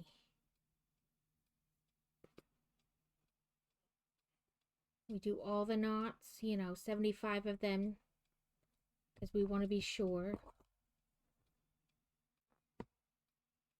Then we push it in.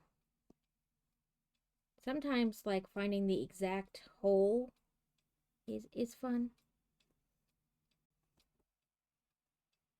Because you're like, I know there's a hole here that I pulled you out of. Why won't you squishy back in it?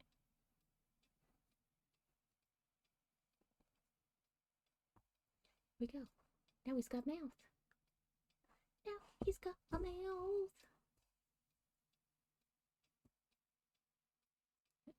Let's poof that pink yarn back up so you don't see the... Next time I think I'll go in through the bottom to do the mouth. But he's very cute. He's very, very cute.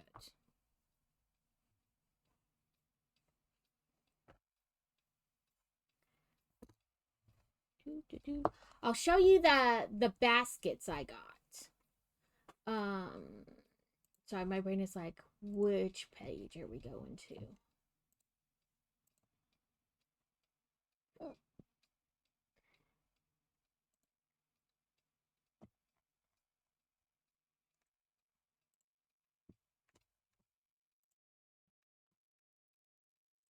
So I got this pattern where it's the mini Easter basket and like the big Easter basket. And you can actually put things in them.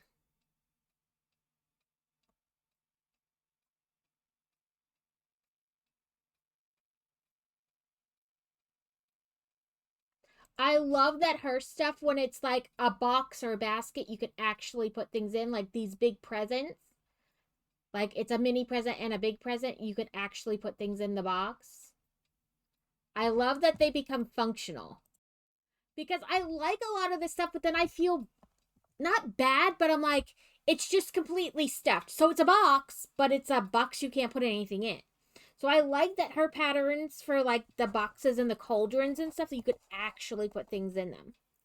So I'll show you the yarn I got to do with it. I bought more white because I was worried I was going to run out. But I got this light blue with like flecks of dark blue and purple in it. And then I got this purple with like purples and pinks in it to make those baskets.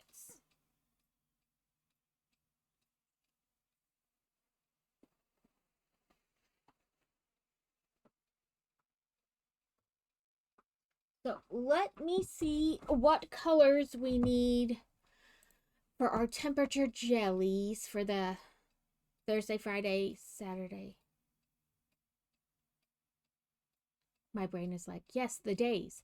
So let's write it down because I'm me and I will forget. Light purple, yellow,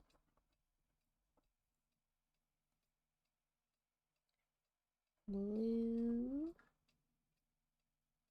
and then back to light purple. But only 3 colors. But of course, they're none of the colors I've out. Like that.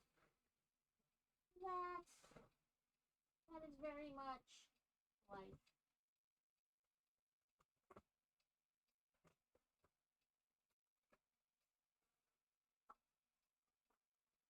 Fine, come off, label. I don't care.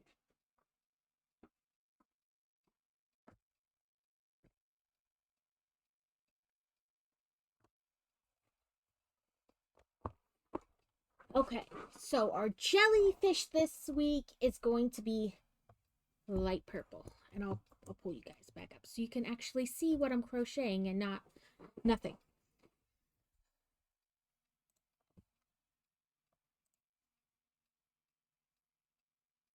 I found a dumpster fire pattern too.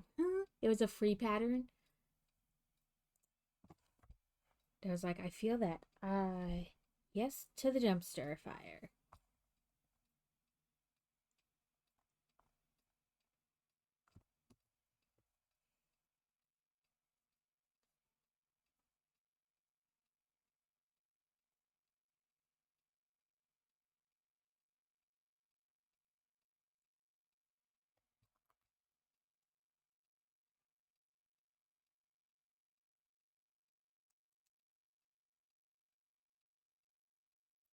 So I thought maybe I should start actually doing the jellyfish for the temperature stuff on stream instead of just doing it off stream and then randomly posting a picture. 1, 2, 3, 4.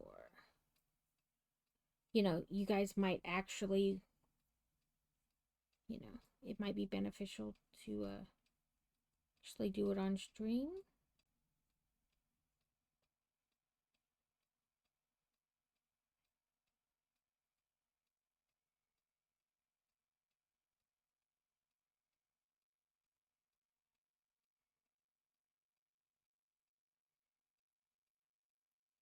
But what do you guys want to work on first for the donation stuff?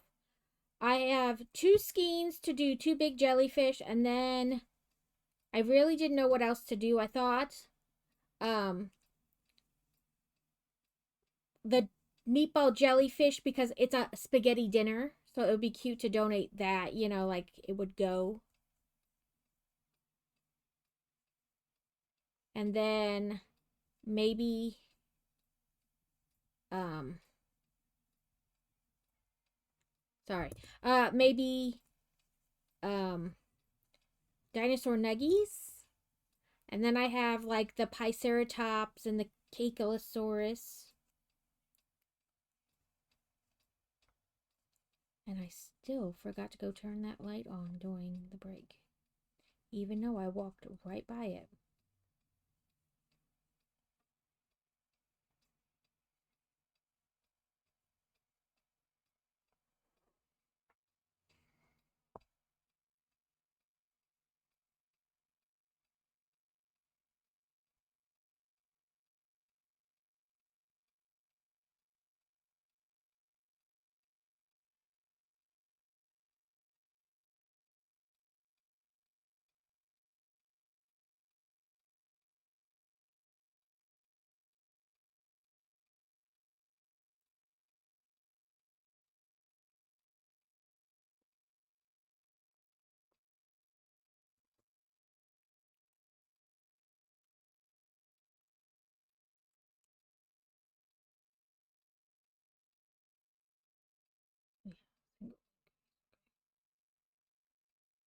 I do know what I'm doing. Maybe, kinda, sorta.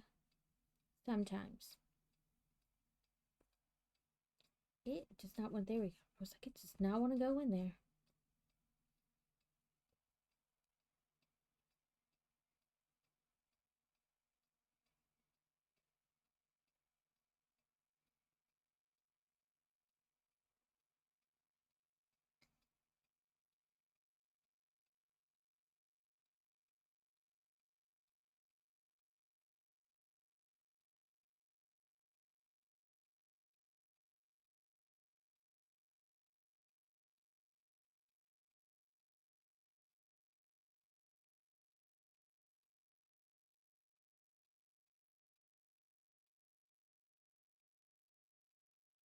So I messaged Carrot earlier that our stream this month will have to be on a different day. We've been doing it on the third Thursday, but Boy Wonder has his GI appointment on the third Thursday at 8 o'clock in the morning.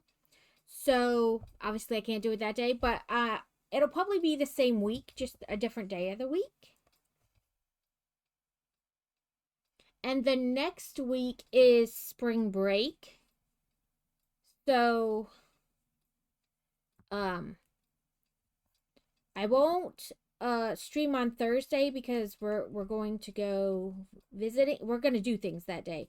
So I'll probably stream like Tuesday, Wednesday, and then, not Thursday or Friday. But I will keep it up in Discord and my schedule. There's the word. Jesus, Mary and Joseph.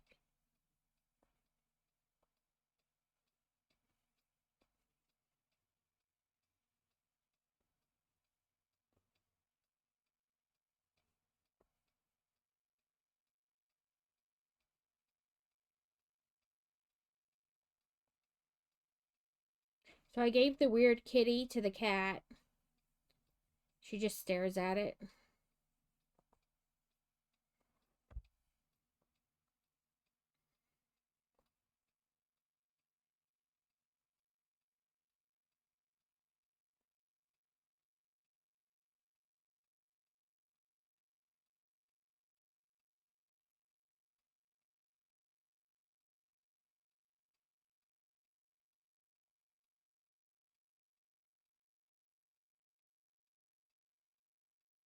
She like grabbed it at first and was like holding on to it, and then she was just kind of like, "What the hell am I supposed to do with this?"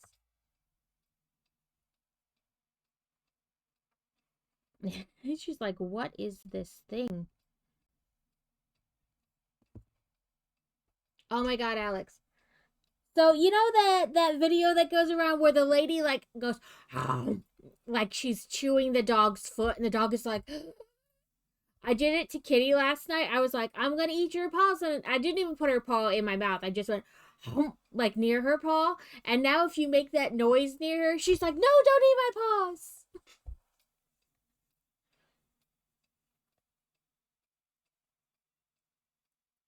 She like immediately goes on alert, like, no, you don't even have to be like putting any part of her body near your mouth. You just have to make the sound.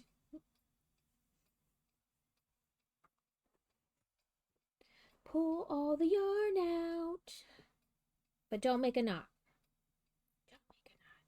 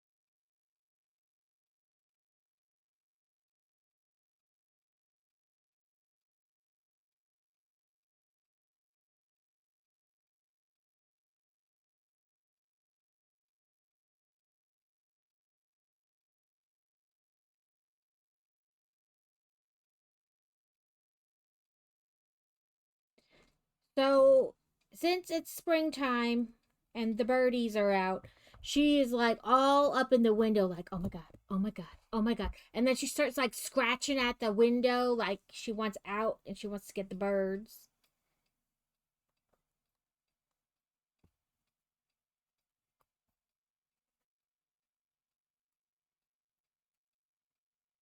She like prowls in the window, walking back and forth, watching them.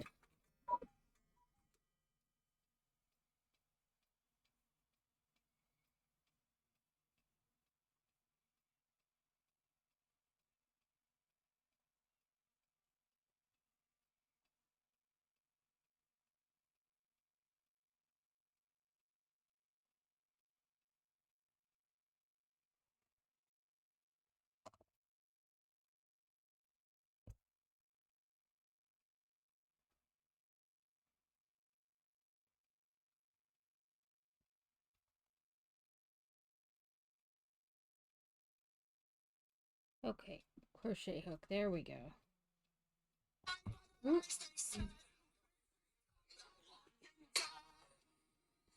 Just a moment.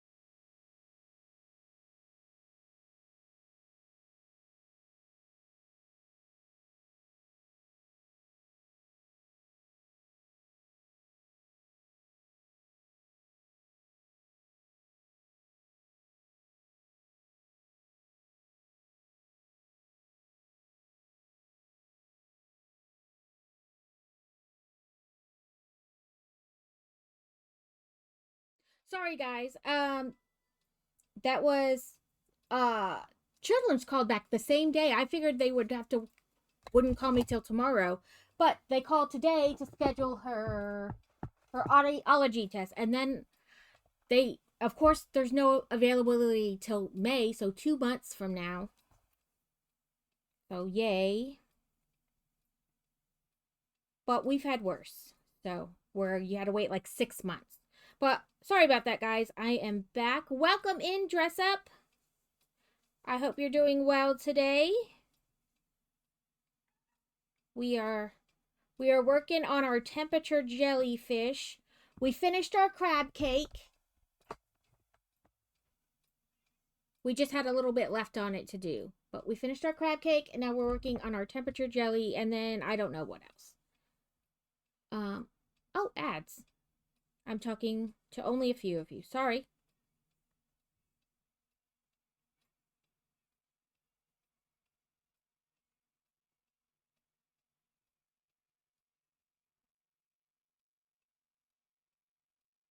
Right? Like, she thinks she's something big and bad, but she definitely not, you know, I don't think she would win against the birds, but she thinks she would. Okay, let me make sure I counted 24. 2, 4,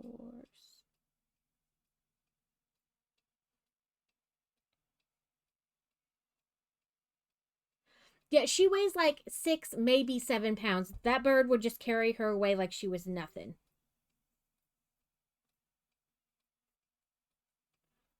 She's not the big bad she thinks she is.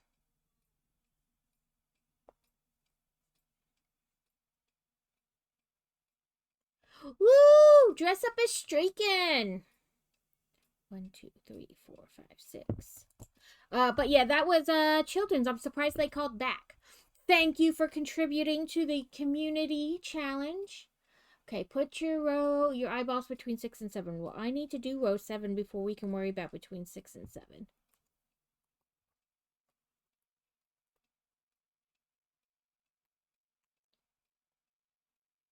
But yeah, so 2 months from now, we'll finally have an ear appointment. And it's technically 2 appointments. They send them to the audiologist and then to ENT. So, and she's like, if her ears are impacted when she gets to audio, they'll just send her back to the ENT. Just a warning. Okay, that's fair because the audiologist can't perform a proper exam, assessment, whatever, if her ears are chock full of earwax. So.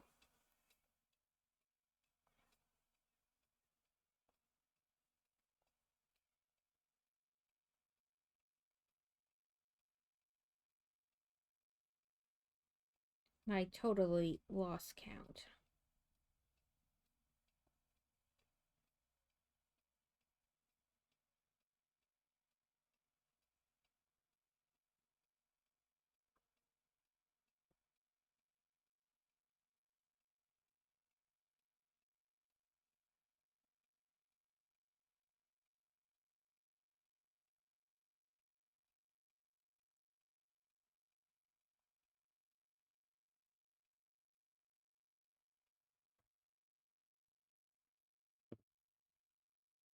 Two, 4, 6, 8, 10, 12, 14, 18, 20, 24. Okay.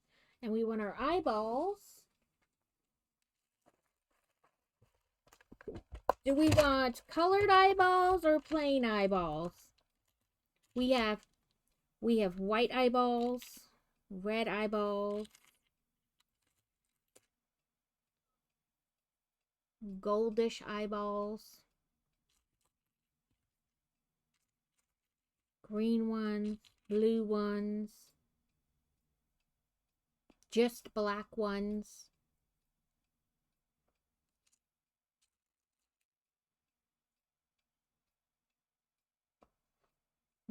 We have many eyeball choices. But this is our, I guess I could do them like this. That would probably be better than me trying to just hold them.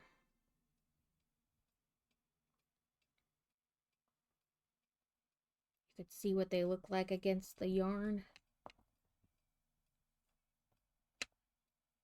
Now it looks like a monster with 6 eyes.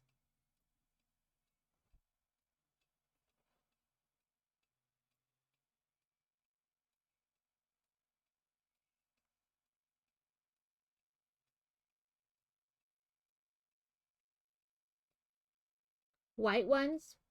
That's what I was thinking. I was like, I actually think I like the white ones against the purple. Either that or I liked the green ones too. Of course, that's not where the eyeball is going to go, so. Let me close this up so I don't accidentally fling eyeballs everywhere.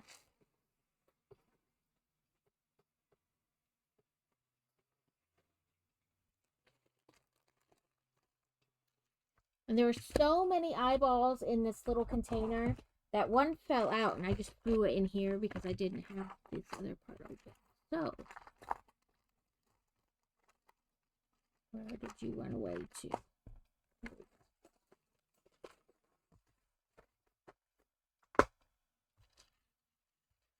They like stuffed this little container just as full as it could get, but then like because it's so full, you like barely touch it and they slide all over the place. And then I have 52 pickup. Okay, so we want to count 12 and 12. 2, 3, 4, 5, 6, 7, 8, 9, 10, 11, 12. Right here is the middle. And then we want 4 stitches apart. So if this is, we should want it here and here. Yeah.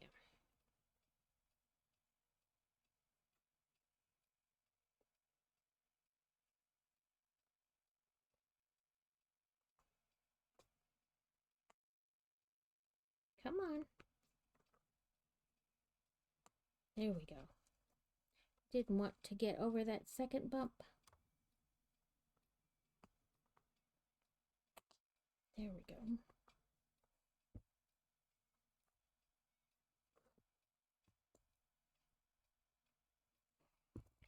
We have 2 more rounds, and then we do our frilly bit.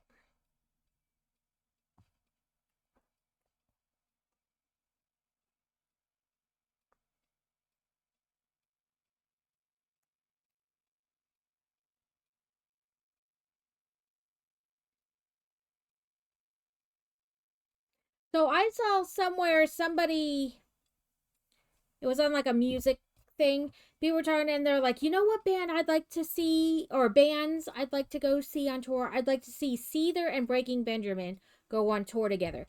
And then, like a week later, they announced that they were actually going on tour together. And the closest it's going to get to us is 3 hours away. And it's not till like October. And Fantasy was like, okay, that's not a problem. We drive there. Not like super frequently, but we do. We drive there. Um, and I was like, yeah, but it's on like a Tuesday night. So we would have to stay over because they wouldn't end till late. And I'm not driving home like that, like not that long. And then you'd be late for school the next day. And she was like, I don't see a problem with this. We should still go.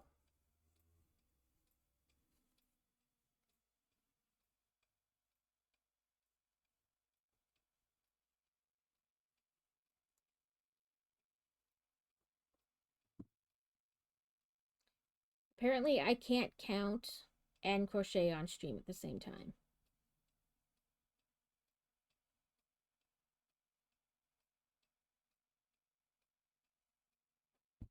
Like, I have to either talk and crochet or count and crochet, but I cannot do both, apparently.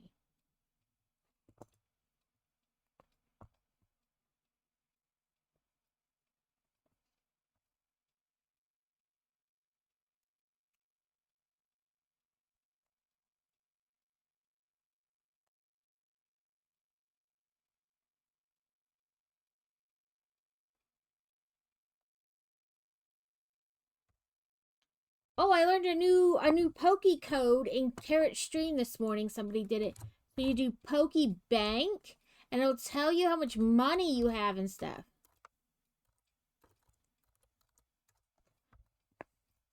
It'll tell you how much money you have, your rating, your rank, how many season wins you had, how many shinies you have. I really only care about the money and the shinies, personally.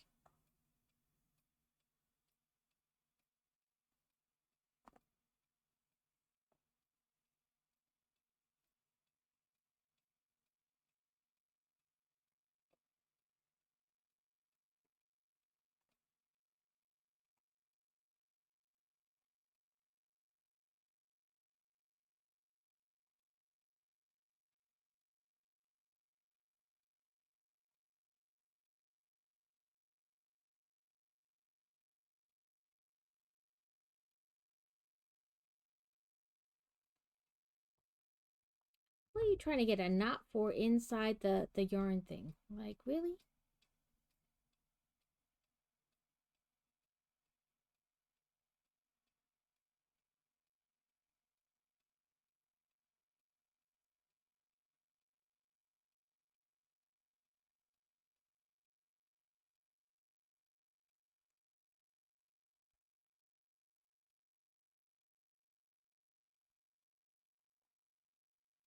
There we go.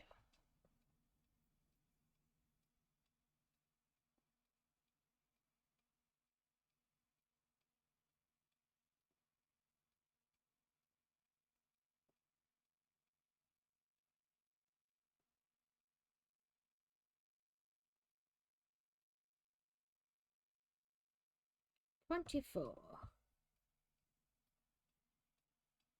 So much money. Listen, it's probably only because I'm in so many different people's chats that have Pokey. I don't honestly do anything for the money. I don't sell my Pokemon or anything like that. Yep, I have 9. And I do, like, I buy the Wonder Traits sometimes, so, and Pokeballs. I have no idea why I have so much money. I don't actually do anything. I'm not even completely sure how you earn Poke money.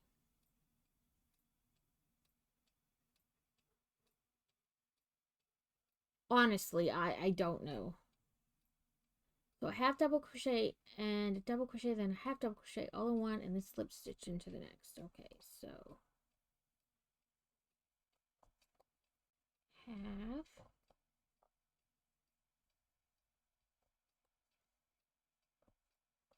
double, half,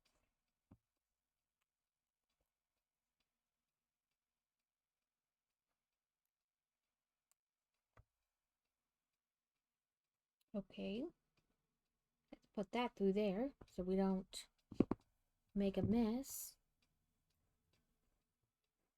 Oop, fire truck. I hear a fire truck.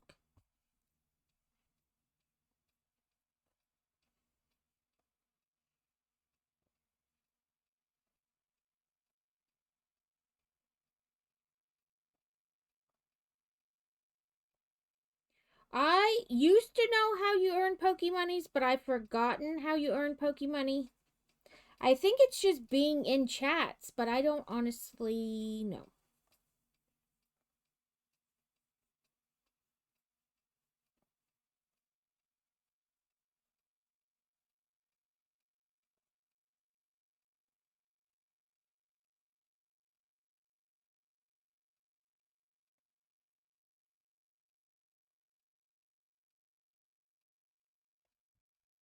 Alex got all the monies.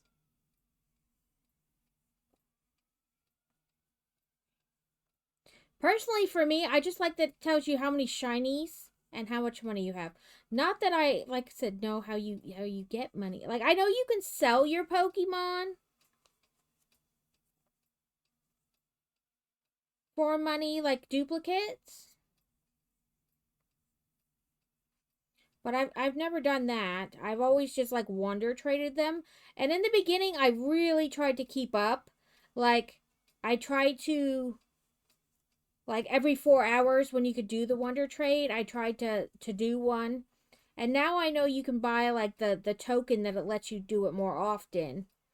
You know, you don't have to wait for the timer. But I have so many duplicates, I can't keep track anymore. Like, they're just there.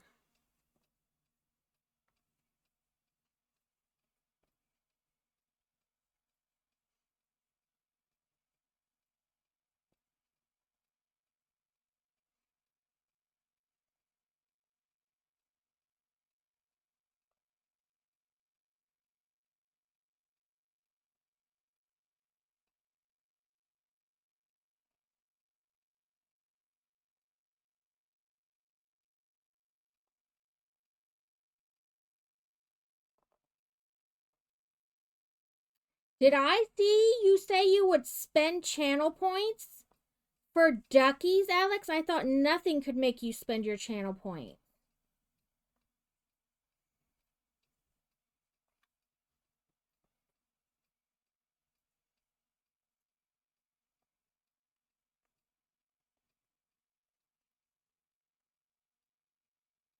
Force down the last of your tea.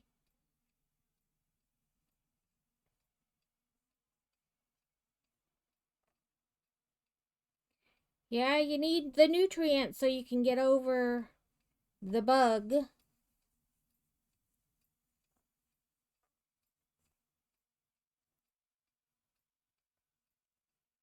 I thought I messed up somewhere, but no, I think I'm right on target. Well, you know, I know you meant a specific ducky, but still, I'm surprised you would spend your points for anything besides a promise to come visit you.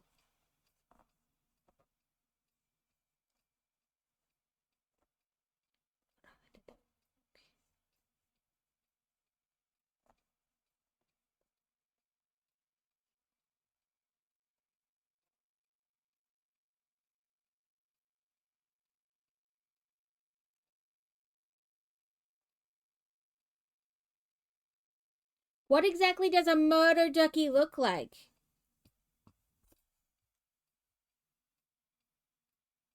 Actually, I've been doing pretty good with.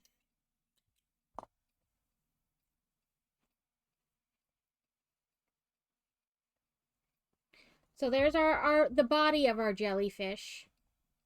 Now we gotta make the bottom part.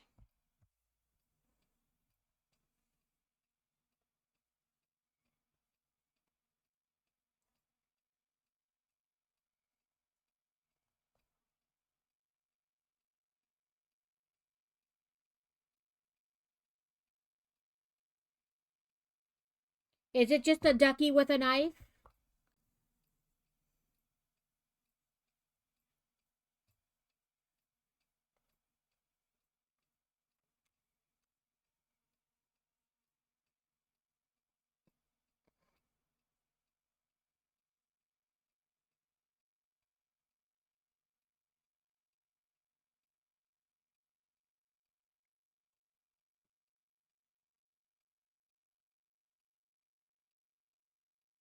No, I don't think I've seen it. I'll have to look in his Discord to see, or I'll ask him to send me a picture of Murder Ducky.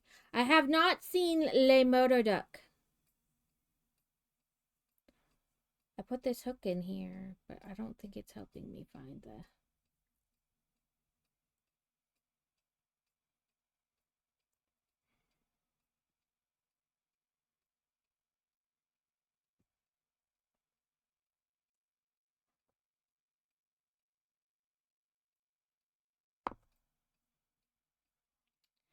Listen, yarn. Get your shit together. Leave the clip alone. It's just there doing its job. It doesn't need you to assist it. Or rather, get in its way.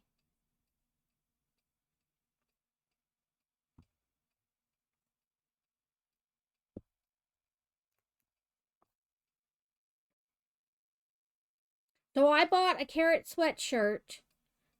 So that way when we stream together next time, I will have a carrot attire. And it has shipped. Very excited.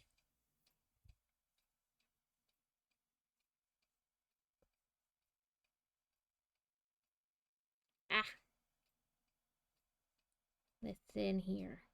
Get in the hole.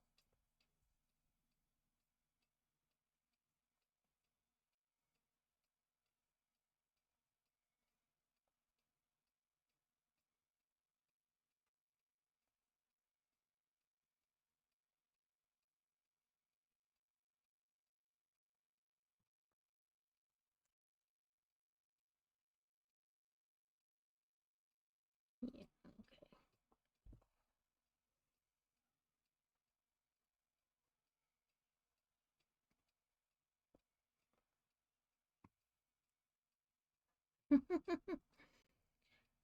May the odds be ever in your favor, Alex.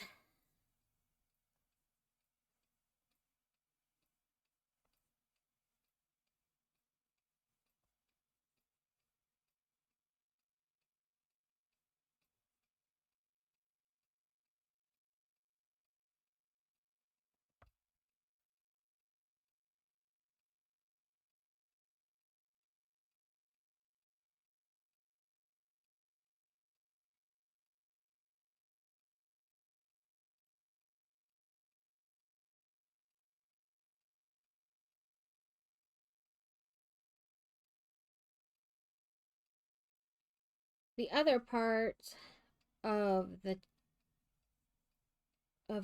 jellyfish will be faster because they're just little tentacles.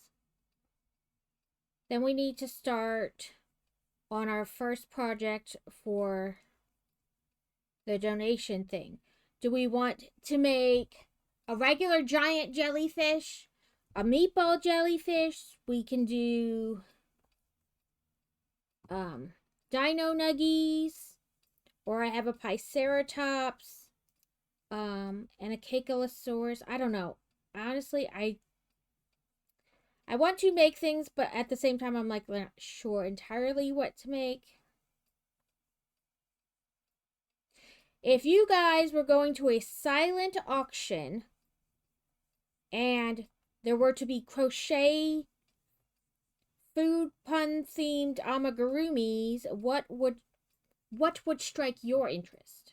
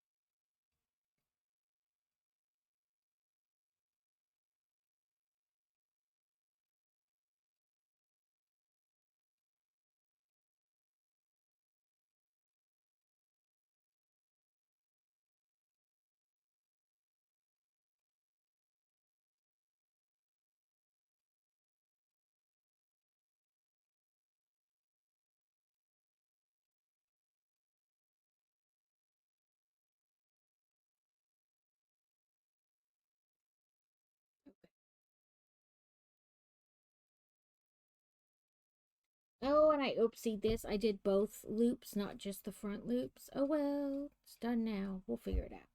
We can still see loops though.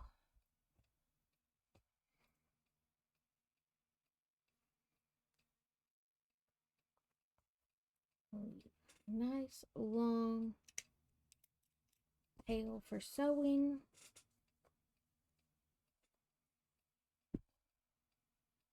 Okay, let's mark that day off on our thing.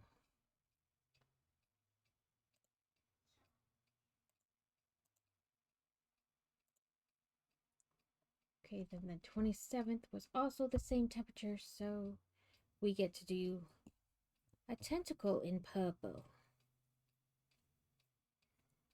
So, in case you guys wonder what I'm doing or don't know what I'm doing, I'm doing temperature jellyfish.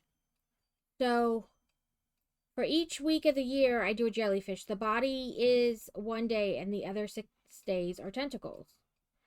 And I already lost count. So we're doing the week we're currently on, and since the first was a Thursday, they go Thursday to Wednesday. 1, 2, 3, 8,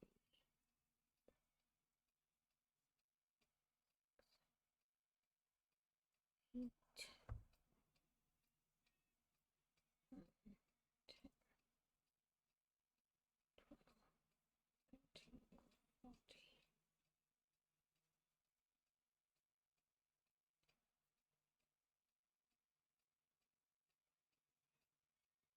14. What?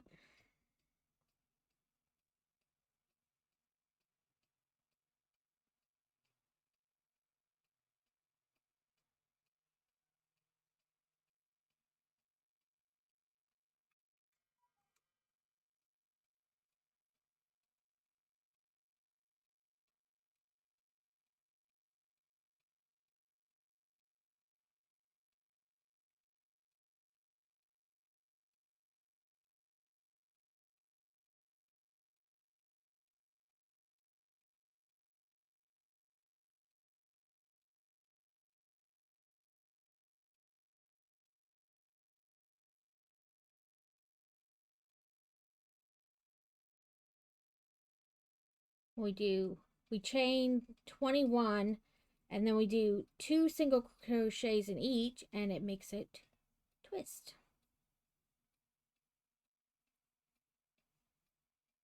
This is a free pattern I found. Okay, fine. Which way do you want to go? That way? And I did a sample test stitch out to make sure, you know, it was actually going to come out the way it was supposed to. So at the end of the year, we will have 52 jellyfish plus the test out or the stitch out one, the test jelly. And I will put them on my 4th wall for people to purchase if they please.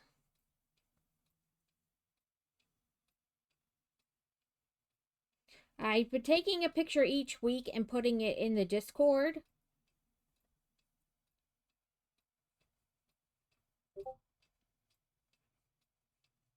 So, if along the way there's a certain jelly that strikes your fancy, let me know and I will mark it for you. I was also thinking about putting in a channel redeem where for like, I don't know, a lot of points, like 20,000 points or something, I don't know. You could get a small like amigurumi type thing shipped to you. So like a little bee or jellyfish, because I have like peanut butter and jelly bees, cookies and milk bees, beer bees, a sushi bee. But you know, you could choose one to be shipped to you.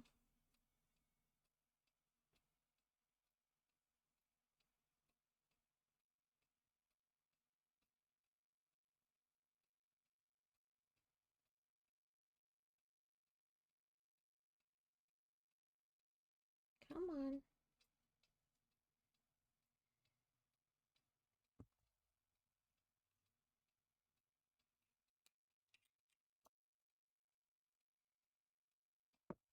So there's our first tentacle for this week's.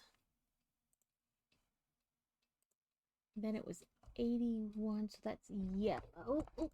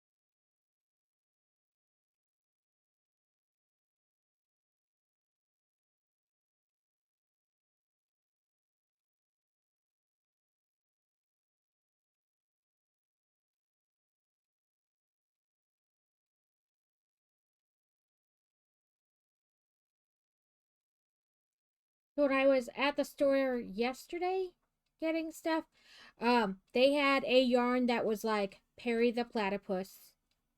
There was no other way to say it. That yarn was meant to be Perry the Platypus, and I so wanted to buy it and then find a pattern for Perry the Platypus.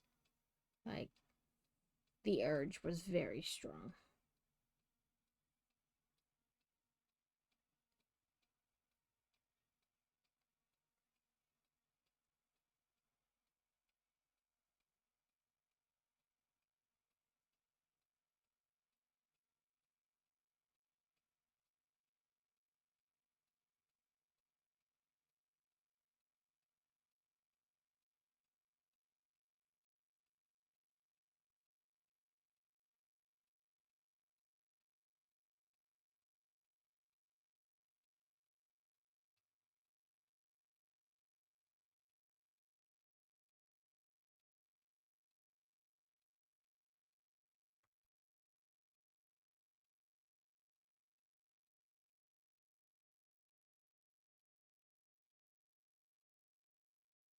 If you scroll down below the video, the stream, there's a little chart that tells you, what if the temperature is outside, what color I'll use, things like that. So, and I have little tags. I write down what week it is, and then like what dates of the year those week corresponds with. And then also I write on the back what the temperature was each day that week, so you can, know. So we have a yellow and a pink. I mean, a yellow and a purple, not a yellow and a pink. And it was 68, which is my blue back here, which I think I'm going to have to buy another one of. We getting low.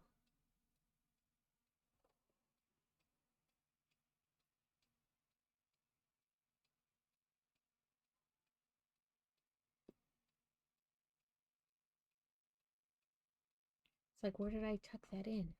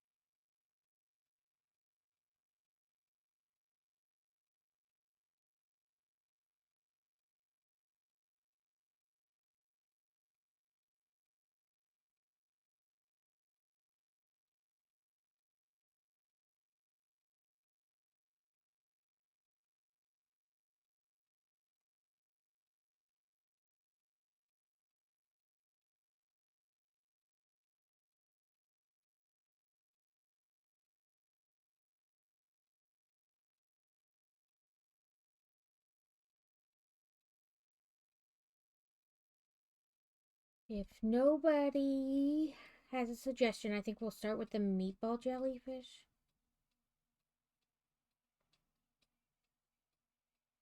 Because after all, it's a spaghetti dinner. So I think that will be fitting.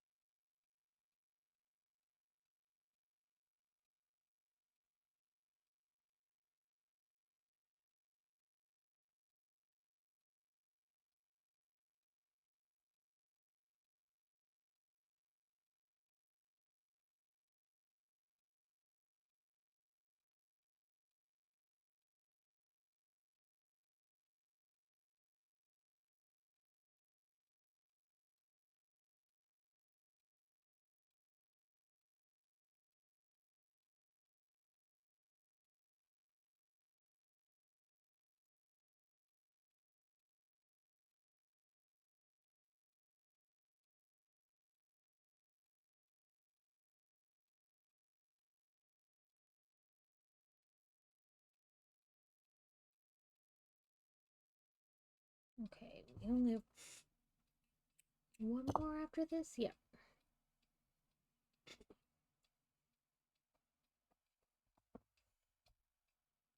I made one already, but I gave it to my daughter and she took it into Never Never Land. You know, like she ran with it and was like, "Yay!" So I have no idea where she put it. It might be in her bed.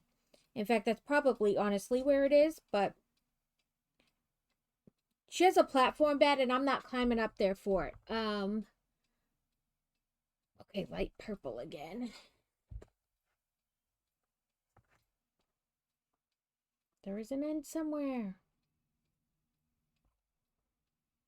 I can show you what it looks like. Like I said, I already made one, but let's see. That's the crab cake, so it's in this section. The pattern is called Crochet and Meatball. It looks like this. Well, it's a big meat, like it is a big, like it's a foot plus long, like from top of meatball to bottom of tentacles. It's a crochet and meatball.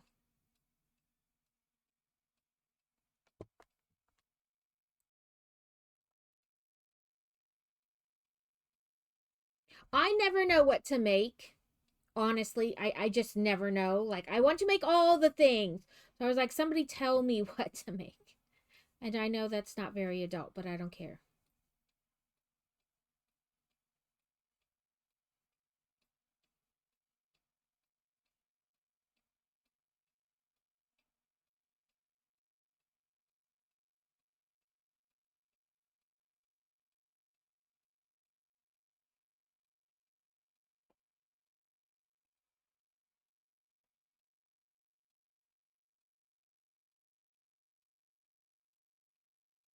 I like jellyfishes. I have a peanut butter and jellyfish too, so it looks like a peanut butter and jelly sandwich with tentacles. Then I, of course, have a regular jellyfish, these mini jellyfish. I like to make the jellyfish.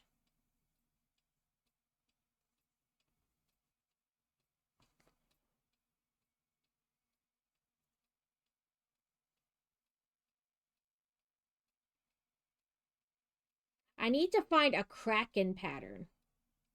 Make a big old kraken.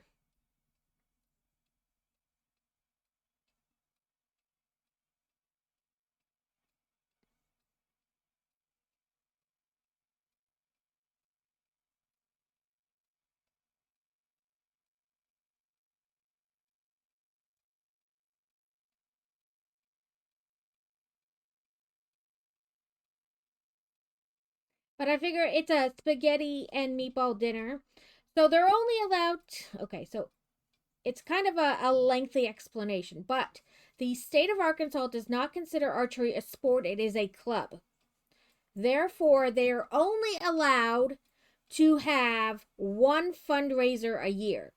So, in order to maximize the amount of like profits they can make to help support the club, because arrows cost money, targets cost money, all that kind of stuff, plus entry fees into competitions and things like that.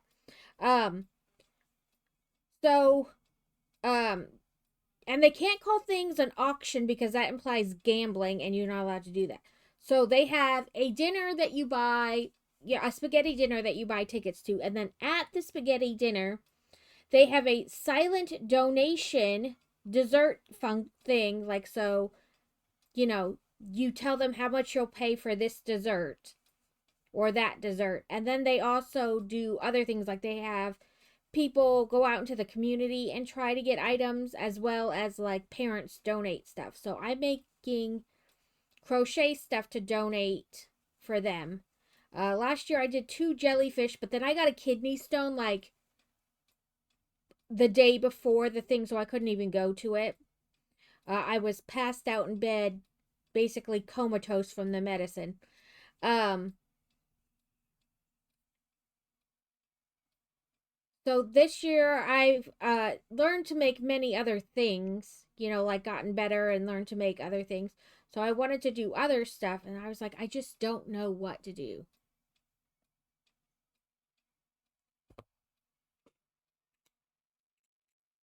So I just got it's called like 18-in-1 or 16-in-1 cats. Ooh, get off my, get off.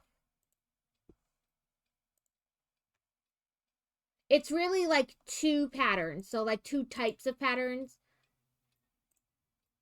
Will you let me go to the thing? There we go.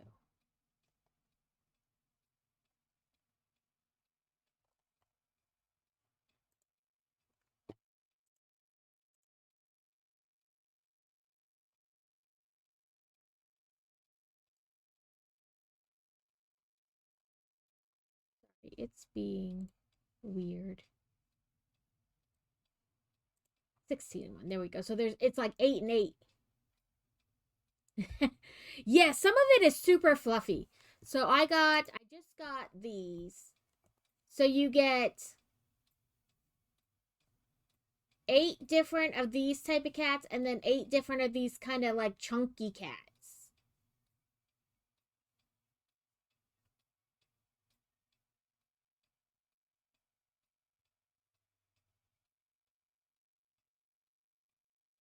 So I'm excited because kitty cats, I like the kitty cats. Lisa, it said that it came yesterday. Did it make it okay? The mail always makes me nervous that things are not going to get to the destination intact.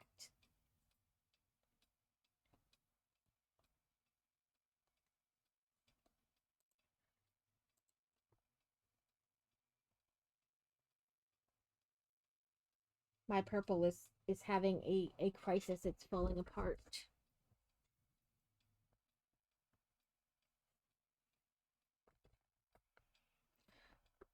So we started this last Tuesday in stream, and then I worked on it last night in our Discord hang, and then we finished it up today. It's the crab cake,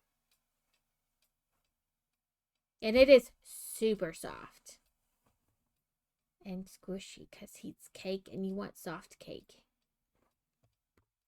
But we're gonna start. Yeah, I love chunky babies. We're going to start the crochet and meatball. Crochet and meatball.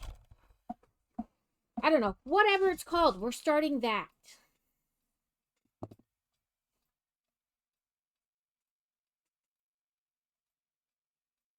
Oh, it wants a 7 crochet hook.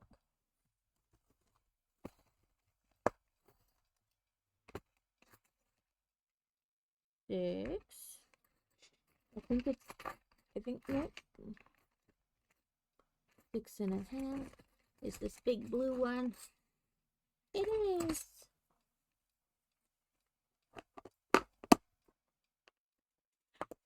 You know, I didn't really read anything. Steele came to visit me for the eclipse almost 2 years ago now. And while she was here, she was like, I'm gonna teach you to crochet, because I had bought like one of those like cheap kits off Amazon. So it gave you everything, you know, like gave you so much yarn of each color, the one crochet hook size you needed, gave you a couple stitch markers, and like the eyes, and then a little bit of stuffing.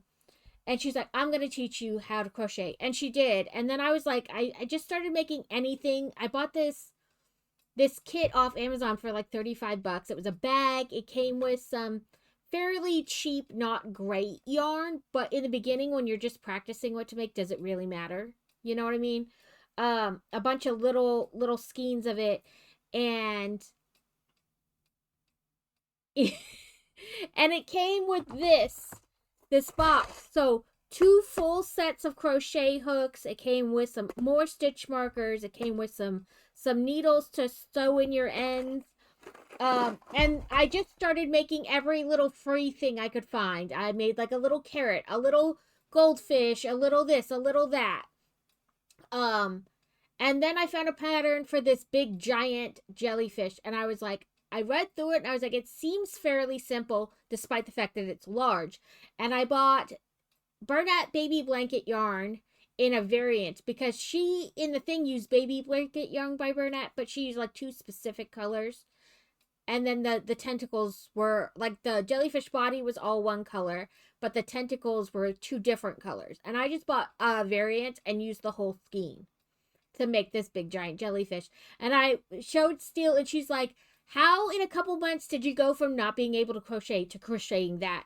And then she got me hooked on this lady who makes this pattern. It's like Crouton's Crochet. Her dog's name is Crouton. But anyway, all her patterns are like food punny things, like a Choco Taco Saurus, a S'moresaurus, the Crochettian meatball, the crab cake, pie ceratops. So it looks like a pie, but it's a triceratops. You know, like all kinds of stuff like that. And I got hooked, and I've just slowly started adding more items.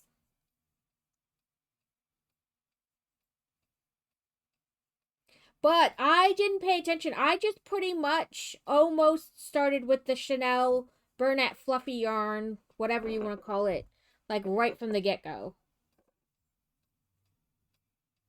It can be a little difficult sometimes. Like some versions of the Chanel, like they'll shred as you pull them, so you have to be really careful. But like the Bernat isn't like that, so it's a good fluffier yarn to start with without having to worry about that aspect of it, like shredding as you pull. Because it's fluffy without being fragile, if that makes sense.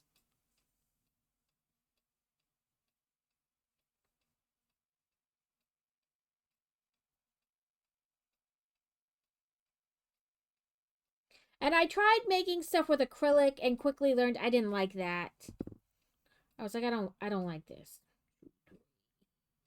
No. Oh, I cannot count. 3, 4, 5, 6.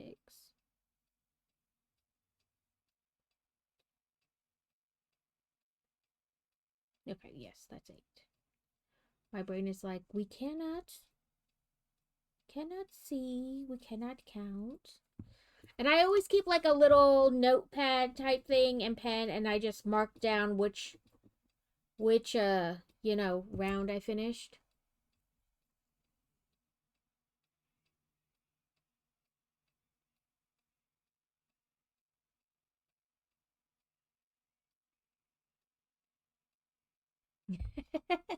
It can be hard to count, like in the, because it does get all curled up, so you're like, I cannot see what I need to do.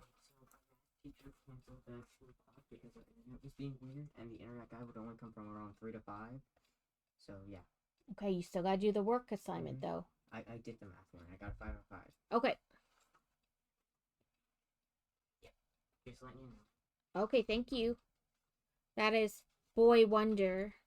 He does not leave the house for school. He does school at the house, but he's not homeschooled. It's a weird thing. He does a company, because I don't know what else to call it, called K-12. So they ship everything he needs to do his coursework to the house, and he does it online virtually with the teachers. Fine, I don't want you in there anyway. So he was supposed to have a class at 2:30, but the teacher's internet was being wonky, so she canceled it. So he was just letting me know, because otherwise I'll be like, why aren't you in class?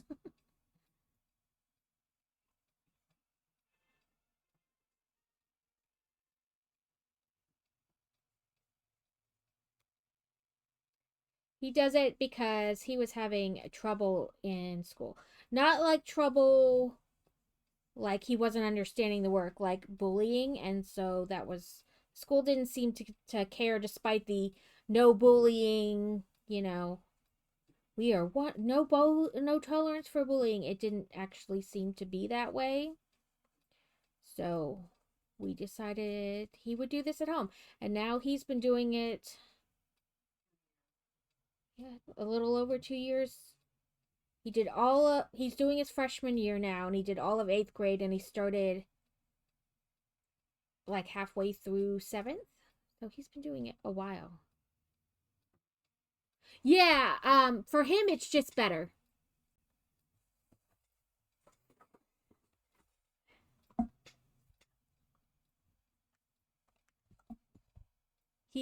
I'm gonna see if I can make this. Ooh, there we go. Just slightly brighter. Um, he's been doing really good.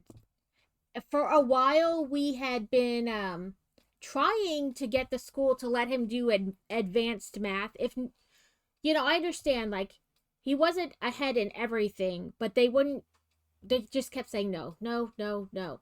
But with this, he can be in his current grade for like English and science and social studies, but he's taking 10th grade math instead of ninth grade math.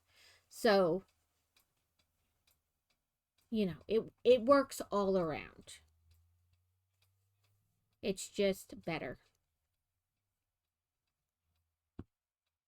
I was nervous. Ooh, you caught it, Lisa. And dress up code. Good job, guys. Congratulations. I was nervous when he started it, how how well it would go and things like that, but it's gone really well. And then she just goes to regular school. Regular normal school.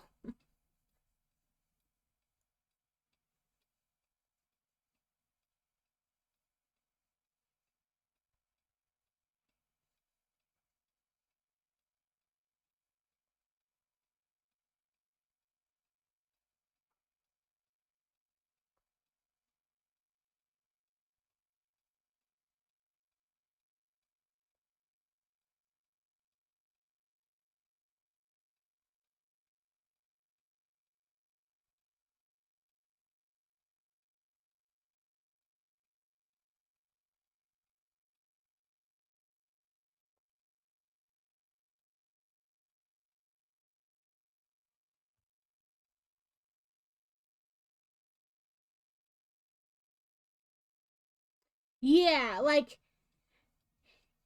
it has made a world of difference. Like technically he could do a lot of other, like he could also do like science at a 10th grade level, but he doesn't want to.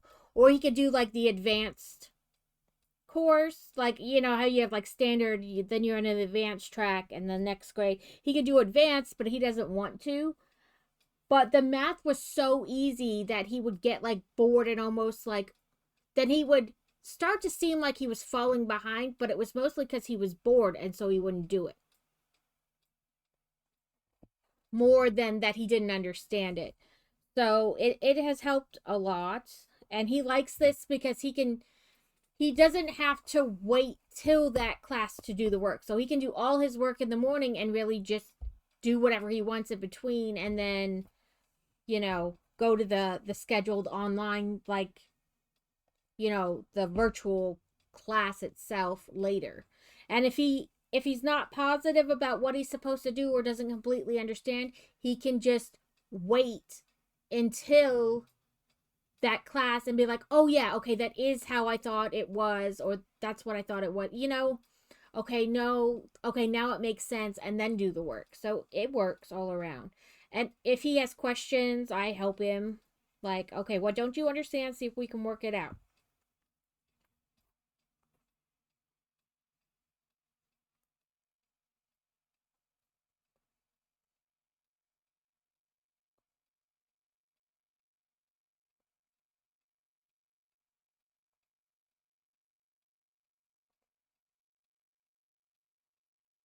His sister could not do online school like that, though. She had such problems during COVID when everything was virtual. She was so glad when school opened back up and she could go back. She just does better in an environment where she's there in the classroom versus more self motivated.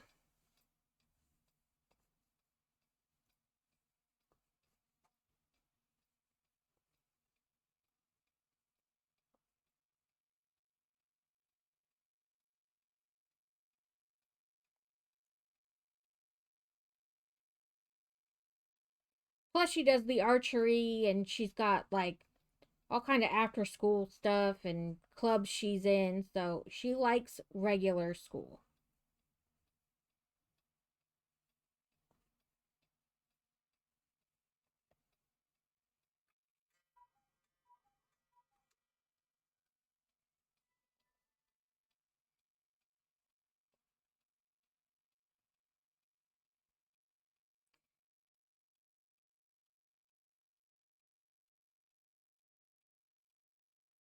Yeah, that's Boy Wonder, Lisa. That is totally Boy Wonder. I can't count the number of times I like look at the the like virtual dashboard to see like what classes he has at what times and what assignments he still needs to do today. And I go out there and he's playing video games and he's like, I did all my work. I'm just waiting till my live class at whatever. But I understood the assignment, so I didn't need to wait for them to explain it today. So, you know what I mean? Like it happens a lot. I'm like, are you sure? Like, you got a good grade on the assignment? He's like, yeah, I got 5 out of 5 or 4 to 4, you know, whatever it is.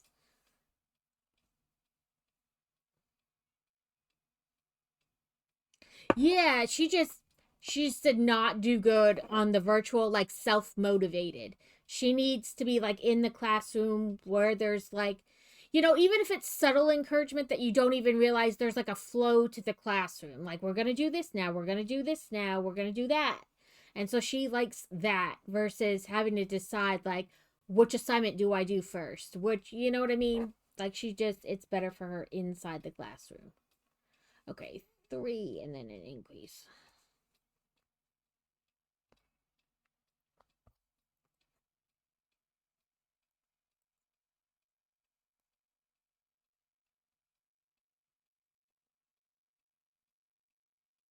Yeah, like one isn't necessarily better than the other. It's just whatever's better for the student. So we just, you know, we asked her when he started doing it if she wanted to do it, and she was like, no. And I was like, I didn't think she would choose it because I knew how she was with virtual school. So I didn't think she'd choose it. I thought she would want to stay in public school. Plus, then she has archery and friends and all that. But like, she was like, no, I don't want to do it that way.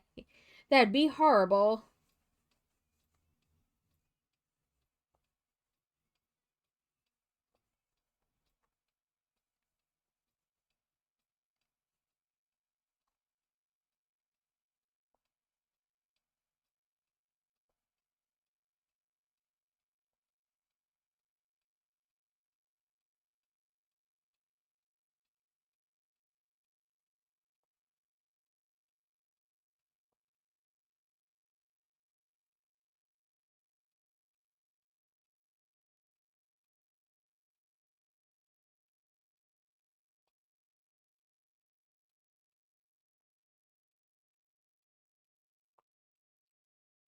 I hate when it like slides so well that it just slides right back out, and you're like, okay, that's not what I wanted. Now you made me lose, mess up my count.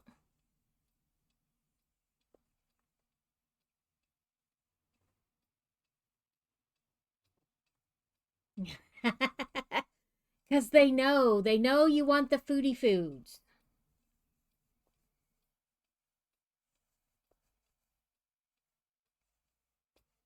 Okay, I think my count got messed up somewhere. Okay, let's try this row again. Yeah, something went awry.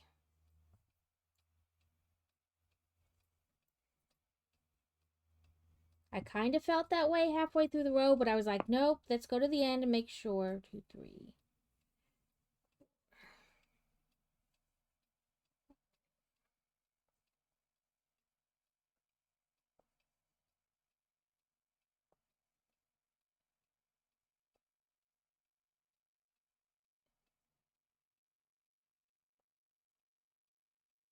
Mm.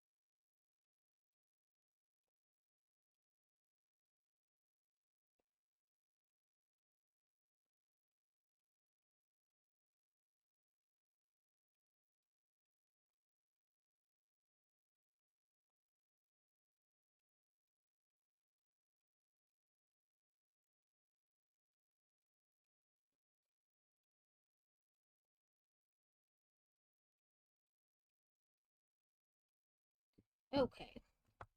I got it right that time. 4 and an increase. Yeah, like I need stitch markers. I could not do this without stitch markers. Do they really? I wondered if it still helped you guys during ads, so you had some contextual idea about like what was happening. It's just me going 1, 2, 10. Yeah, I would get so lost without stitch markers. It's ridiculous. Um, and every once in a while, I still like I lose count all the time.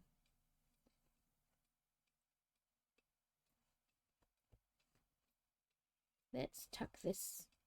I keep grabbing this as I'm going around, so I'm gonna tuck it now, and that way.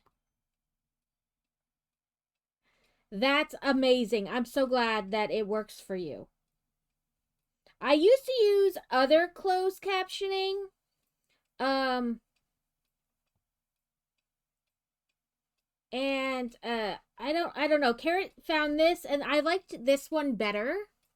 I feel like it doesn't miss, like, I shouldn't say miss, but like I'll say one thing and it types out another. And I'm like, that is not what I said. So I think this one's more accurate. Oh, that's nice then too. That works. It works all the way around then. I'm glad.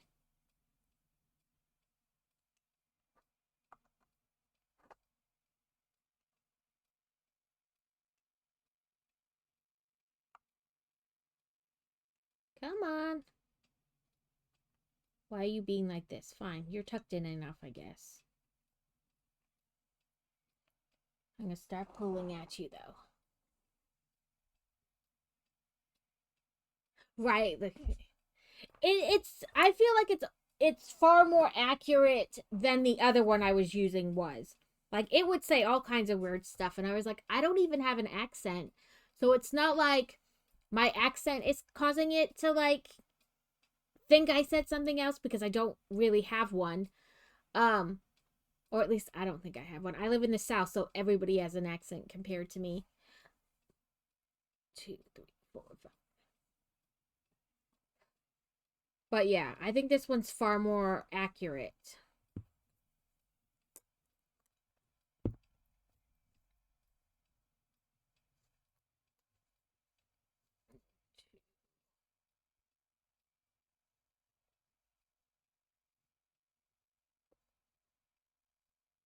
Yeah, so I started out just doing Lego and then I added the Sunday pajama computer game days. Oh, come on. Okay, fine. You're just going to be that way.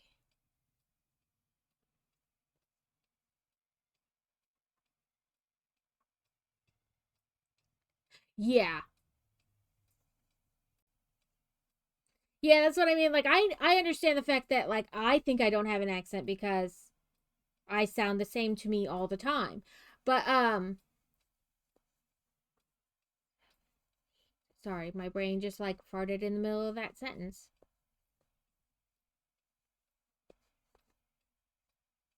And now I can't remember what I was saying.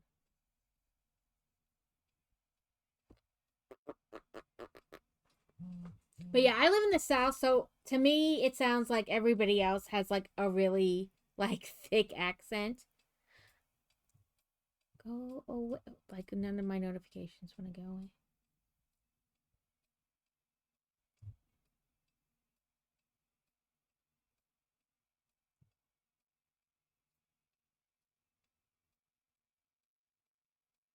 Just making sure none of my notifications were child related. Yeah, I can't remember what I was saying now, so.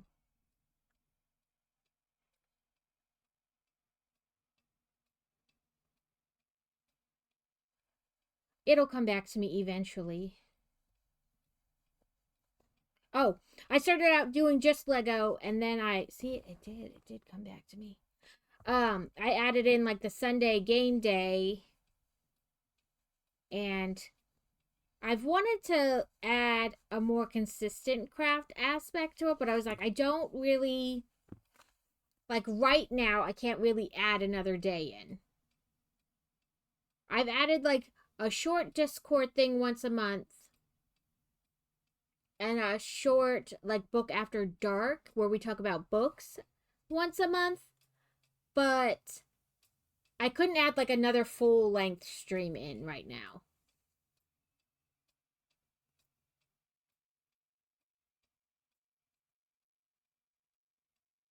Yeah, that's what I'm saying. Like, to me, I don't have an accent, but I mean, I imagine to other people I do have one. But I've lived all over too, so who knows what kind of weird regional stuff I have in my voice.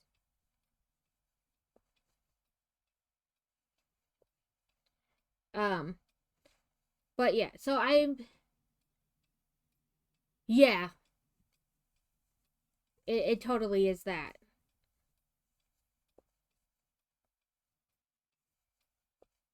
And sometimes like your accent will change based on where you live because you'll pick it up like little regional things. Um, and sometimes not. It doesn't happen to everybody, but I'm from Pennsylvania, but I've lived in Pennsylvania, Virginia, Texas, North Dakota, Arkansas, Nebraska, Vegas. I lived in Mississippi for a little bit. I've lived all over. Okay, let me figure out what count I'm on before I go because there are increases. 1, 2, 3, 4, 6, 7, 8, 9, 10, 11, 12, 18, 19, 20, 22, 23, 24, 25, 26, 27, 28, 29, 30. Okay, 33.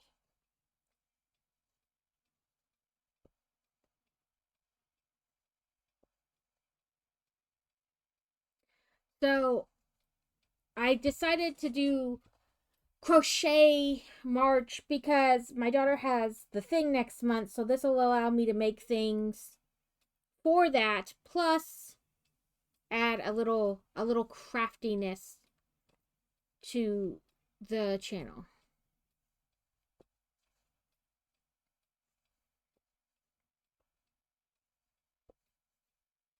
And then I learned that March is actually National Crochet Month, so like it's super fitting.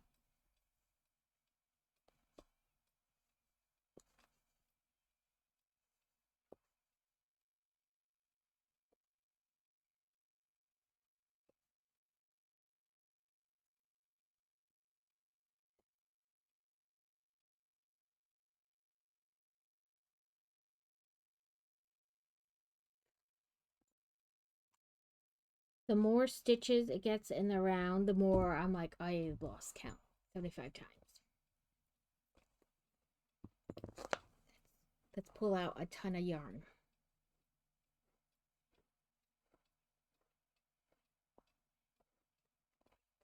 Which probably actually isn't a ton. Or enough. Okay, 5 an increase, so 7.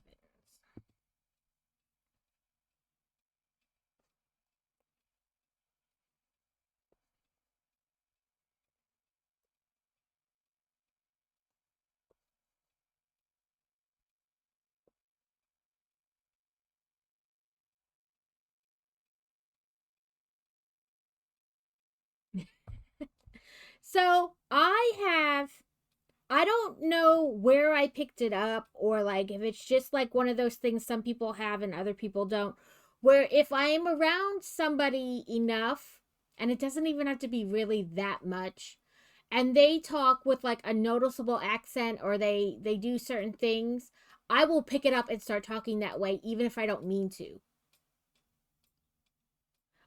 And like even reading books, like I went through this one book series, it was like 5 books or something, and they were Irish. And so I started going, oi, like all the time. And my husband's like, really? And I was like, I can't help it. And then I'd speak with like an Irish accent, and he's like, really? And I was like, I can't help it.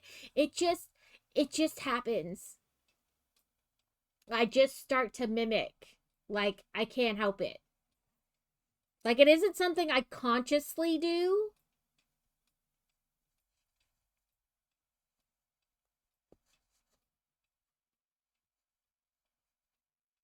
Yeah, like, I don't, like, consciously even think about it, but I'll just start to do it.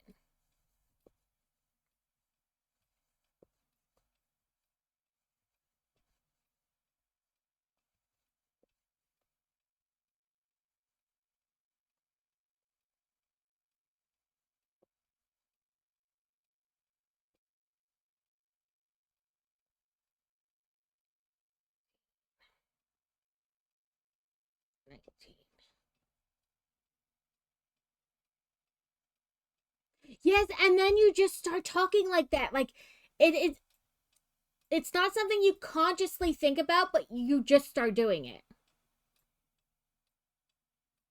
Yeah. Mm-hmm. Yep. Makes me feel better that I'm not the only one. Like, logically, I knew I wasn't the only one, but like to hear other people say it happens to them too makes me feel better. 26.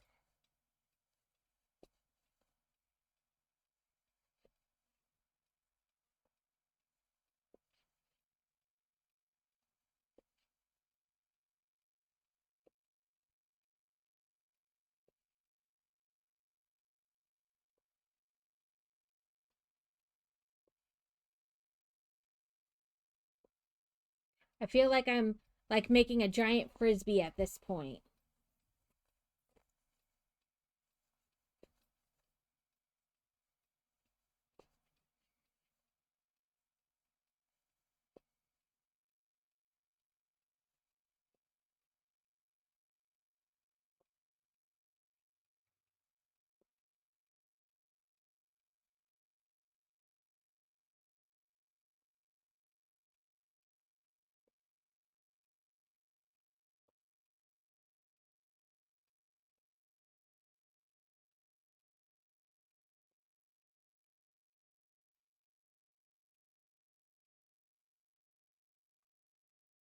Nine.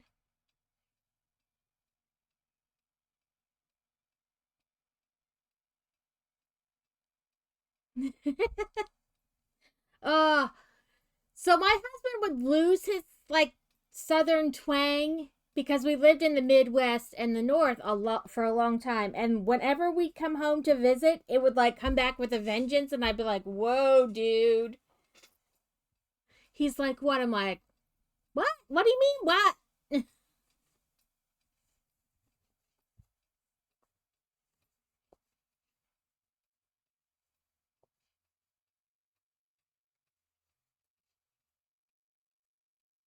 Ooh, I feel like I miscounted somewhere. Yeah, I'd be like, "Whoa, you sound way deep south." 2, 3, 4, 5, 6, 7, 8, 9, 10, 11, 12,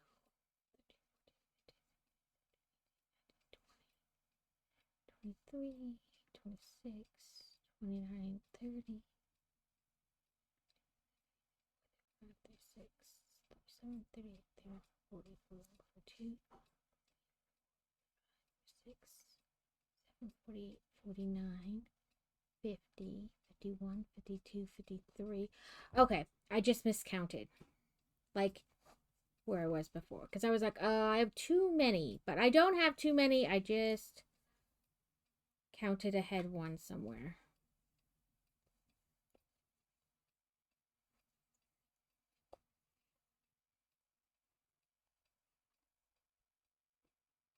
Yeah, like it gets us real deep. And now that we're back, like living by his family and stuff, it doesn't happen as often. I think it's because like it was something different. You know what I mean? And then it would like slip in, but it doesn't really do it anymore. Okay. One more increase and then many rounds at that at the thing. Okay. 6 and then increase. Okay. Come here. Listen. Stop getting in the way, stitch marker.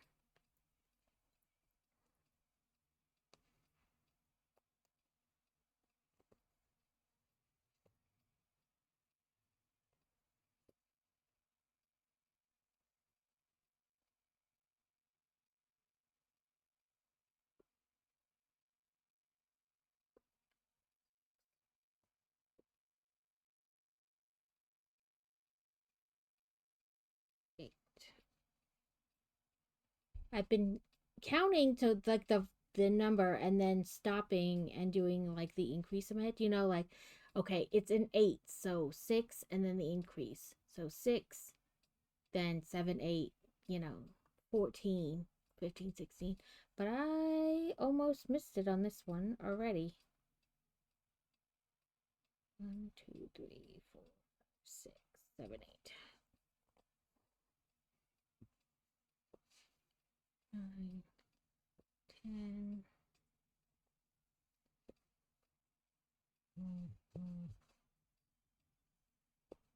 Two.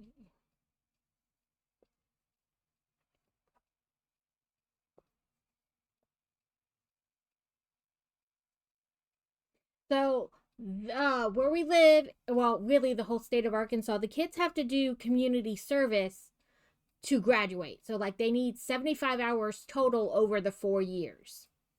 And my daughter, she goes to her archery twice a week, and then she helps with the younger kids on Tuesdays. And she said, whoa, there's one kid there who, like, is clearly doing things for attention because, like, when you're watching him, he knows how to, like, not to step on the field while people are still shooting, not to talk while people are still shooting so they can concentrate, you know, how to properly remove the arrows from the target. But when nobody's watching, he'll do stuff wrong on purpose. And then when you get onto him, he's like, what? Me? No, I wasn't doing anything wrong. And it makes her want to wring his scrawny little neck. But apparently she got onto him the one day, and then later when it was time for pickup, his like aunt or mom or whoever his parent is came in and was like, I don't want anybody else telling him what to do besides the coaches. And the coach is like, well, technically she is a coach during this time. She can tell them what to do. She can give them pointers. She can do all those things. And they're like, well, we only want the adult coaches telling him what to do. And listen, if that's how you feel, you should not put your child in extracurriculars. 2, 3, 4, 5, 6, 7, 8, 9, 10, 11, 12, 13, 14, 15, 16, 17, 18, 19, 20, 27, 28, 29, 30, 31, 32.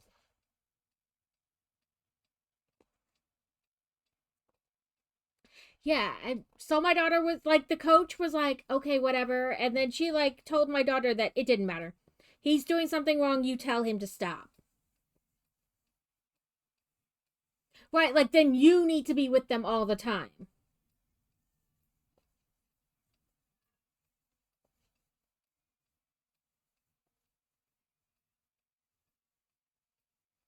Yeah, the coach was like, you know, like it's not worth arguing with the parent about because I'm not actually going to change anything. And she's not going to stop sending him.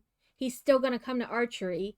So I'm not going to sit here and argue with her when nothing's going to change. Yeah, so she was just like, whatever.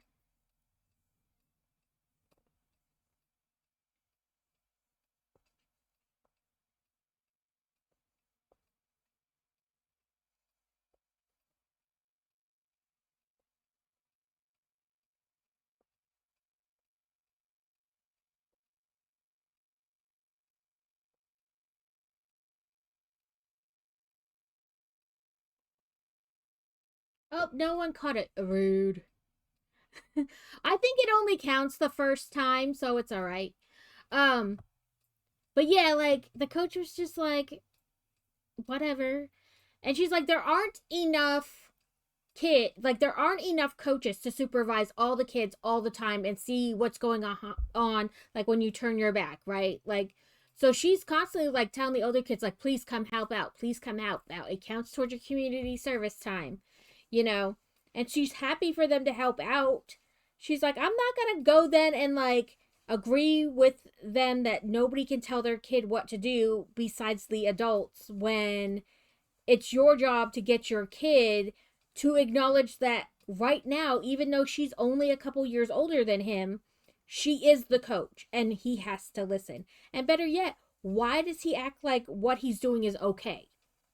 Like, why have you taught him that he can basically do whatever he wants until he gets in trouble? And then, even then, he's like, no, I didn't do anything. Like, it's your job. Like, why?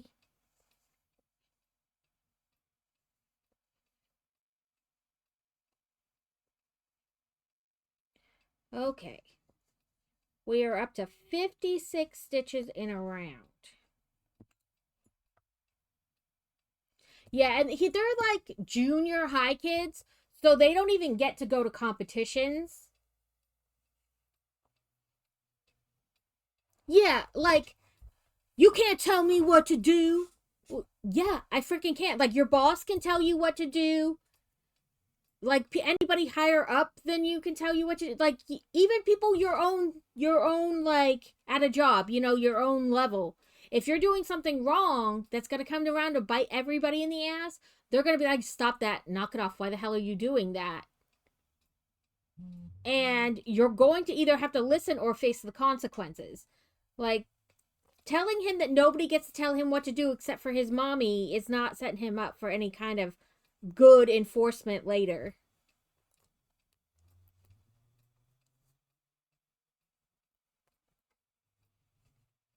There are so many people that my sister-in-law was like that.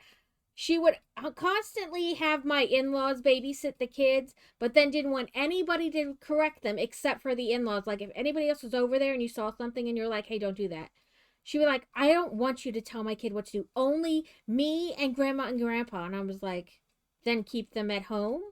If you're going to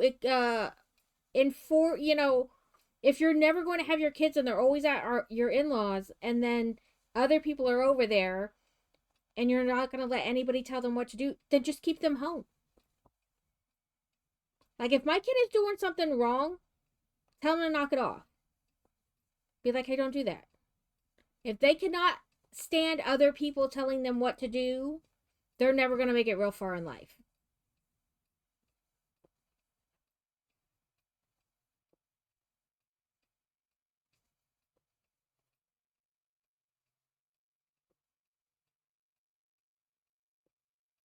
Like, I'm not saying you can spank my kids or anything like that, but you can tell them to knock it the hell off.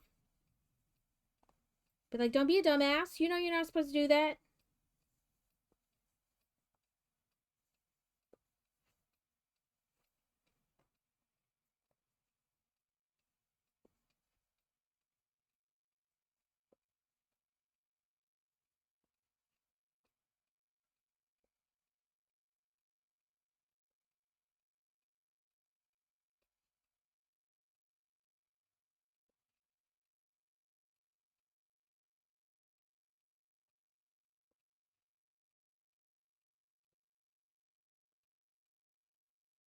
But like, if he cannot act like that at competitions.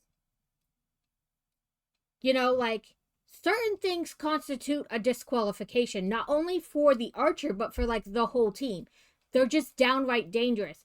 Like, messing around while people are still shooting near the range, and then somebody gets shot, like hit with an arrow, then his mom's going to be the first one complaining about how her poor baby got shot with an arrow. Well, he's a dumbass and he was messing around on the range while people were still shooting. But you didn't want anybody to tell him what to do except for the main coach, and she already told him 4 times. Like, like, really, it's in their best interest that there's multiple people watching and multiple people to tell them knock it off.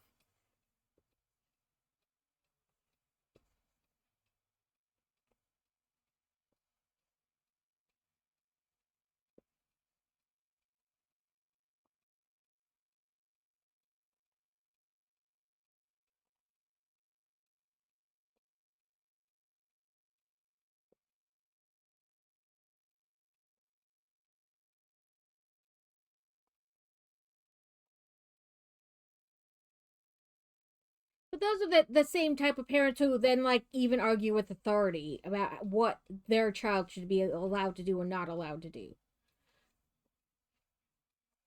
Like, ma'am, your son was caught playing with his cell phone in the middle of class, so we took it away. Well, you have to give it back. You have no right to take his cell phone. Yeah, I do. They're not supposed to have it. He did, so now he doesn't.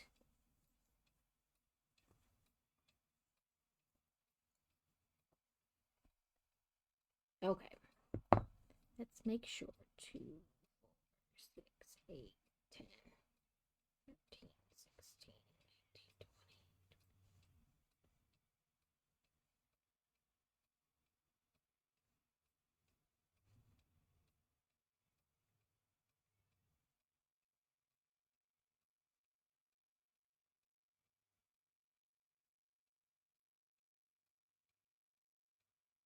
Yeah. So they had a rule that they weren't supposed to have like they could have them in their book bags, but they weren't supposed to have them out during class. And then, or they would be confiscated till the end of the day. And then the state of Arkansas passed a law where like they're not supposed to have them at all. Like they're supposed to be it's some of the like so we live in a suburb, but like Little Rock has those phone bags where they have to put their phone in the bag and lock the bag all day, and then they use these special like things to unlock it. So you've got like hundreds of kids all trying to get to these things to unlock their phone bags at the end of the day. I'm like, that must create such hassle at the end of the day, because like, are they missing buses because they're trying to get their phones out of these bags? Like, what's happening?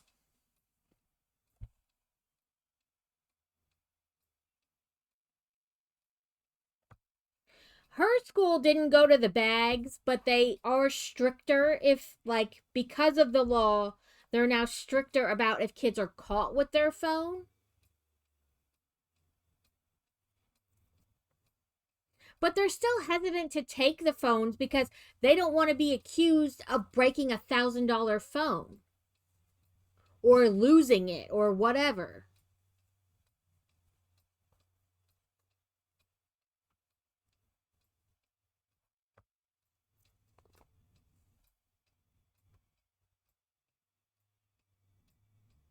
Right. That's I mean, I'm so old we didn't have phones in school, but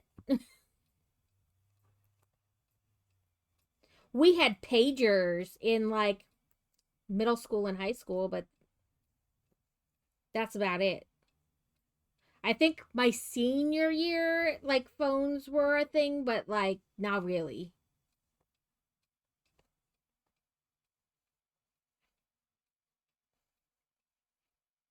Like only if your family had a lot of money.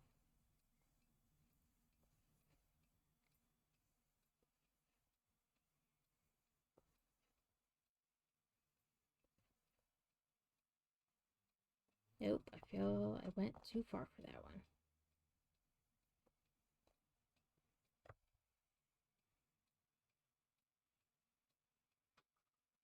Yeah, like it worked. And I think a lot of it has come down to parental interference. You can't do that to my baby. What do you mean my kid's in trouble? Like nobody wants to like always, not their precious baby. And so then when you have parents constantly combating and telling you're wrong and more parent interference in the school, like not all parent involvement in the school is good.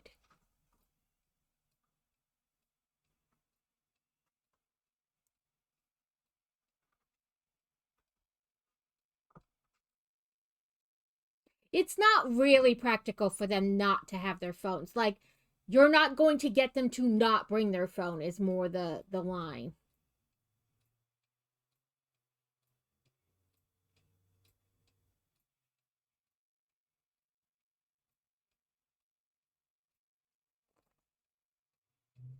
And I think it's a cultural shift because of how involved we are in our phones that not being able to just reach for your phone and call somebody causes anxiety.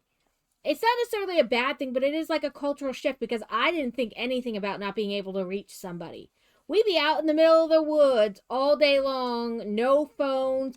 Somebody could have broken their neck on their four-wheeler and we would have just had to run and hope we ran into somebody because there weren't cell phones.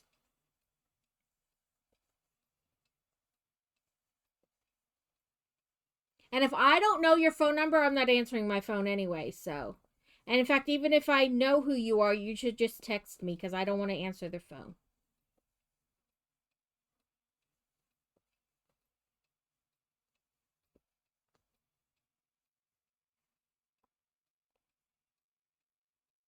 Yeah, like, it's. To a certain degree, it is a little bit of, like, the addiction with the phone because some kids don't want to, like, give it up at all for any reason. But some kids have to have their phone on because they have like the insulin pump and stuff. You need to have your phone on you, like because it's connected to the app. Um, so it's a delicate balance between like getting them to like not be attached to it so that they can pay attention in class, and understanding that cell phones are now part of your daily life.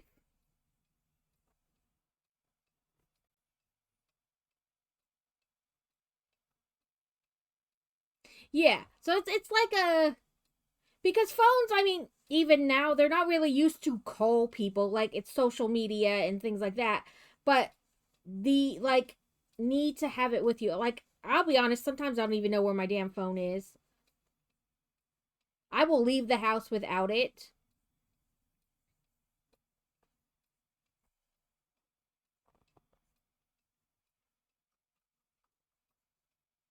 I'm like, oops, I forgot my phone at home. Okay, one, two, three, 6, 7, 8, 9, 10. And I'm not counting, so I have to. And like I said, it is like a cultural shift from like always having your phone to like, like being from a time when they just weren't. So even if you're not like addicted to it, like scrolling Facebook or Instagram or whatever all day, like the ability to have it in your hand is a cultural shift. It's not necessarily bad or good. It's just is.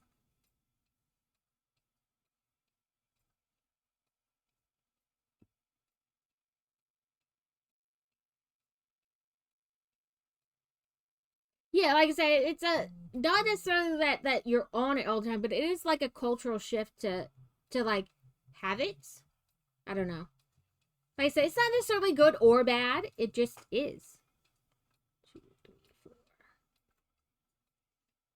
I tell you, I'm tired of the app for everything though. Like I don't want to have to download another app just to do something. Like why can't I just do it?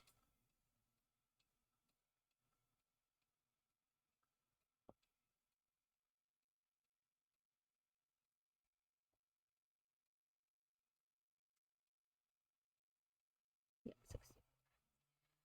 I do not need an app for everything.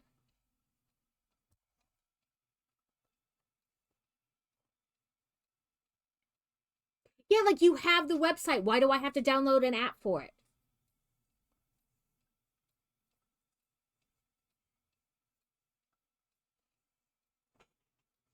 It worked just fine on the website. Now you have to have an app. Like it's doesn't do anything different.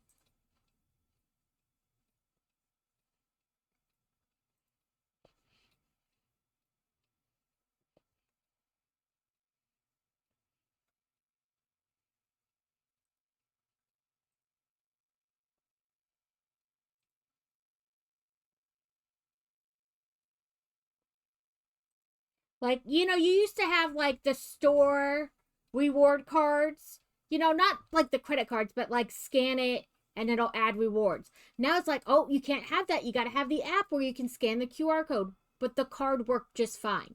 I don't actually need you to have an app.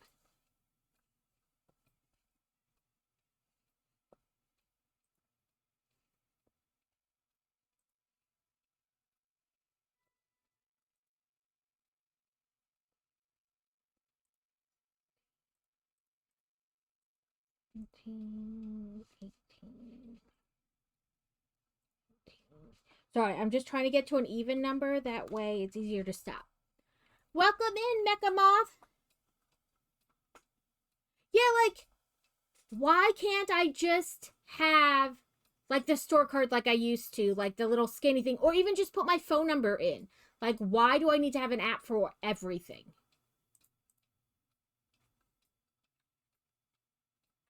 Well, it is. To a certain degree, it is. They can track more with the app because then they see everything the cookies allow them to see a great deal of things on your phone and all that. But like, I don't. We were somewhere and the lady was like, oh yeah, just download the app. I was like, I'm not doing that. And she's like, well, you can't take part if you don't have the app. And I was like, then I guess I don't shop here anymore. Call me old, but I don't care. Like, I'm not, my phone only has so much room and I'm not going to keep downloading these damn apps for nothing. Welcome in, Mecha Moth, and thank you for popping in. Okay. We have a brick attacks. But yeah, like, it worked fine before. And you know they have all those, like, membership card things that they just threw in the trash because we're going to this way now.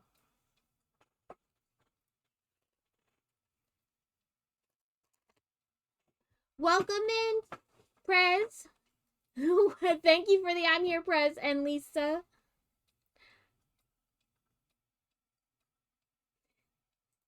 Turkey today. Turkey does make you want to sleep. It's a scientific fact. It's the tryptophan or whatever it's called inside the turkey. It does make you sleepy.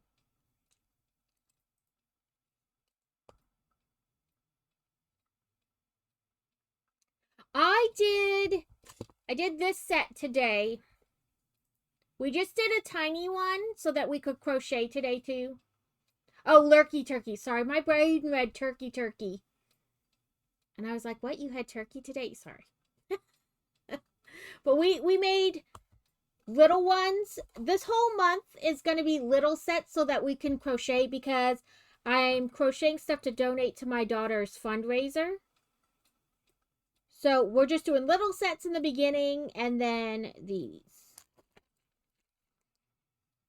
Yes, I love the brick heads. I have like all the Harry Potter brick heads.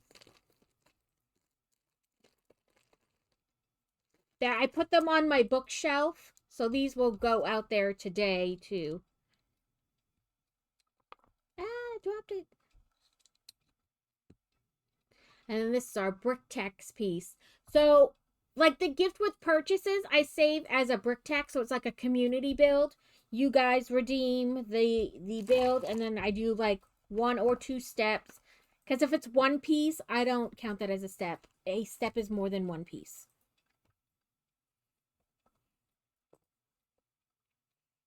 I have some other brickheads that aren't Harry Potter, but I do have like all the Harry Potter ones.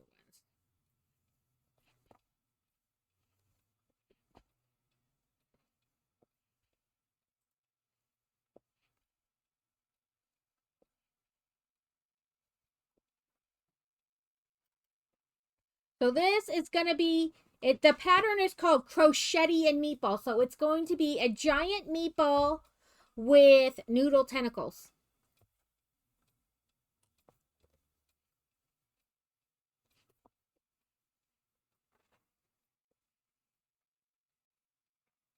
Oop, I felt that one going wrong.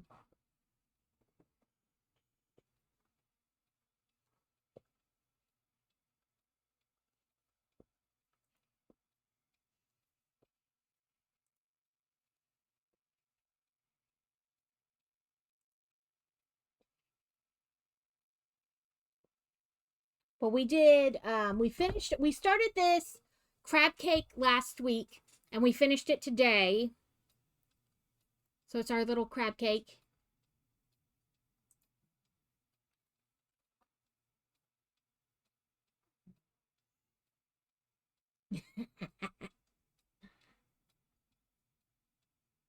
Yeah, like you don't realize it, and then at first, and then you look around, and you're like, wow, that hobby took over real fast. Like it's everywhere.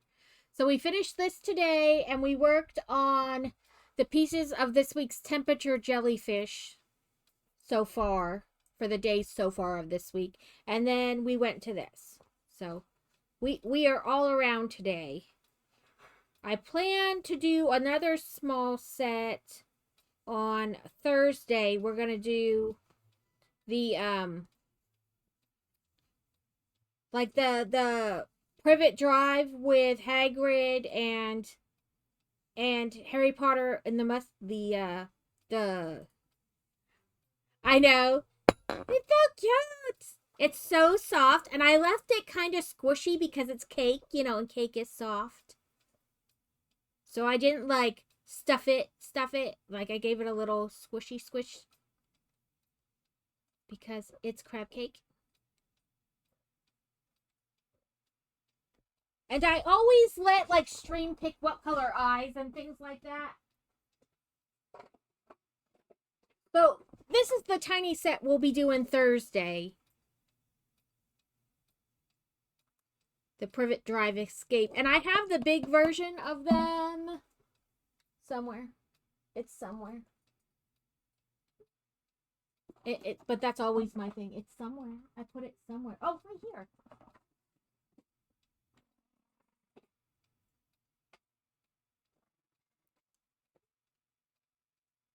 That's the big version.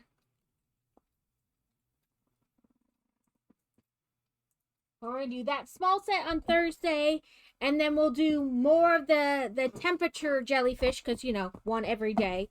So there'll be like two tentacles to do, and then we'll put it together, and I'll put the tag and stuff on it. And then more on this. That's what this is. It's amigurumi.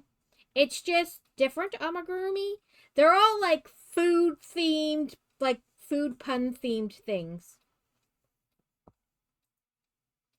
So I did, let me finish this row and then I'll show you them. I have like a shush bee, which is a sushi bee, and a beer, which looks like beer. It's a little bee that looks like a beer mug. And peanut butter and jelly bee. Then I have a peanut butter and jelly fish. A pie ceratops. So its body is a pie, but it's a triceratops. And an cakeliosaurus, which is an ankylosaurus that looks like cake.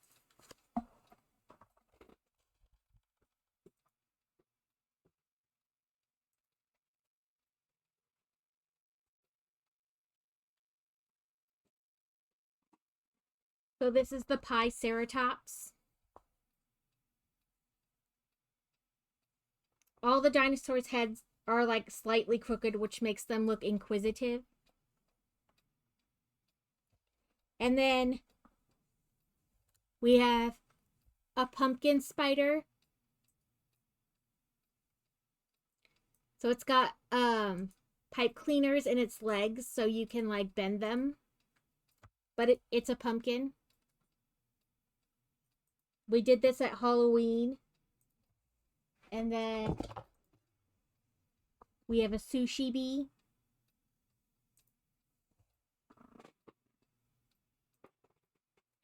And a tiny sushi bee. Yeah, for comparison.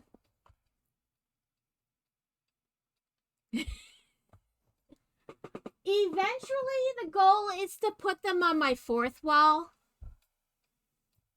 Like, put some on the, like, pre-make some here on stream and then put them on the fourth wall. But yeah, I have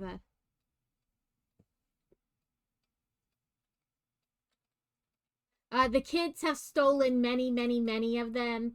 So there's like a Choco Tacosaurus and a Brontosmores and a Stegosmores. They are s'mores in their, like their body is a s'more, and then the head.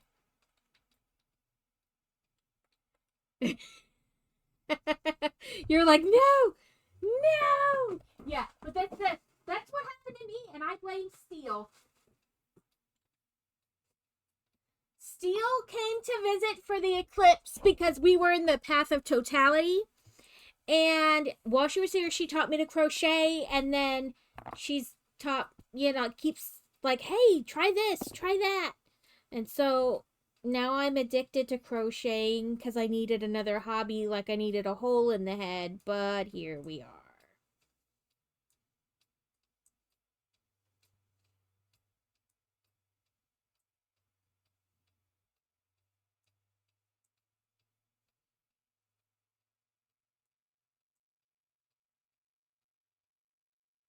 I think I miscounted. 1, 2, 3, 4, 5, 6, 7, 8, 9, 10, 12, 13.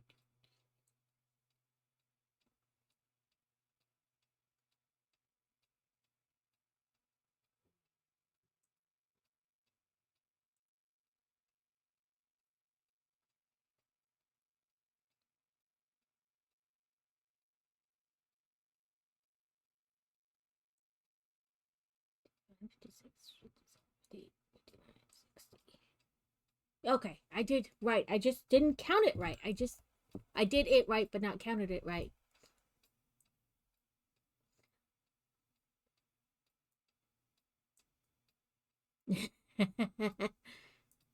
Yeah, getting each other hooked on new things. So we've gone back. Carrot and I have gone back and forth. I did diamond art before I started anything on Twitch. And then I got Carrot introduced to it. And then Steel got me into crochet. And Carrot started cross stitching. And I cross stitched like many, many moons ago. Like 20 years ago. And I still had all the stuff, like, because you don't throw craft supplies away. You may need them one day. And so then I got back into cross stitching, and yeah, we are so enablers. And I sew, like I make kids clothing, and I used to have an embroidery machine, but it no longer talks to my computer, so I'm saving up for a new one. But like the supply, the crafting is endless. Like always a new craft to learn, to start, and to get addicted to. Yeah, you hoard it. You never throw anything away. You just hoard it.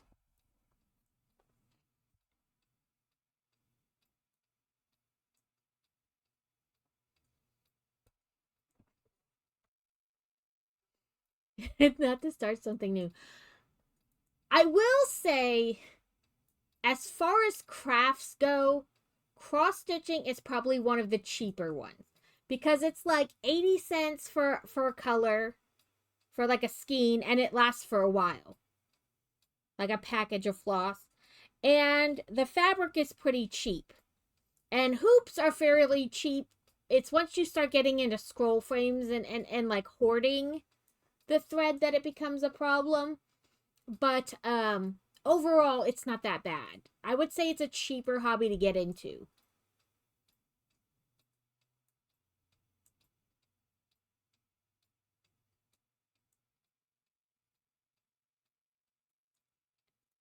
Yeah, it's I mean, it's a little like crochet where you feel like I can't just buy one skein of yarn. I have to buy 10.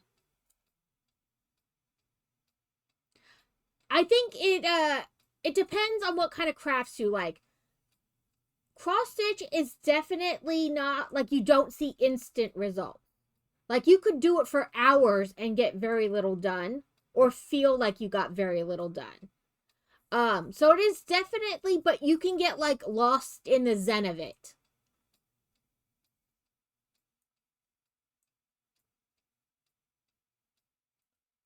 Yeah, like cross stitching is definitely a trust the process craft because it takes like the bigger the project, the more time it takes to see like a result.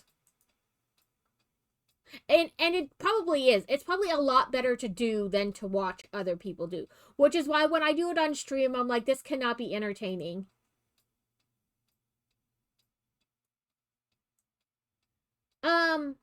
So there are also different types of cross stitch, Lisa. So there's stamped cross stitch, where literally the X's are stamped on a piece of fabric and you just match them. And then there's counted cross stitch, but even in that, some of them you can get like stamped. So like all the pink squares will be this color, all the blue squares will be this color. So it's easier to like follow along. And then yeah, that's what I've like. Anything has an audience, and sometimes it's you're there more for the person than the activity they're doing. So there's that too. But so there are different types of cross stitch. I start from a completely blank canvas and find the center and go from there. So you're counting like 3. Okay, I gotta skip 4, like Carrot does. I do that too. But there are definitely different types of cross stitch you can look at if you want to start cross stitch. Yeah. So, I mean, there are definitely different aspects depending on how challenging you want it to be and how how easy you want it to be. I get the magazine delivered to my tablet and then I just, whoop, where you like enlarge it on the screen and then I just count and go. I don't even always X things off.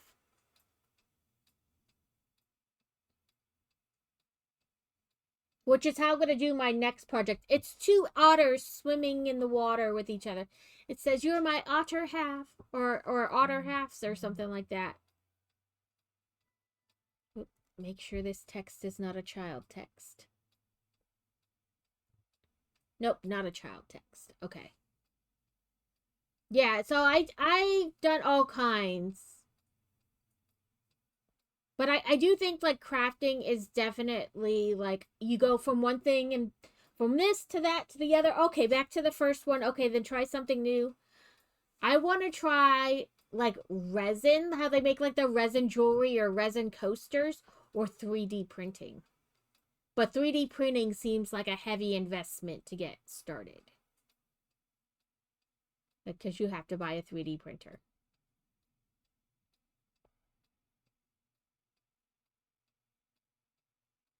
But I need to find somebody to raid into because we have ended our time for today. But we kind of got something we didn't get very much on this project started, but we did do multiple other things today. So we have this kind of acorn lid right now.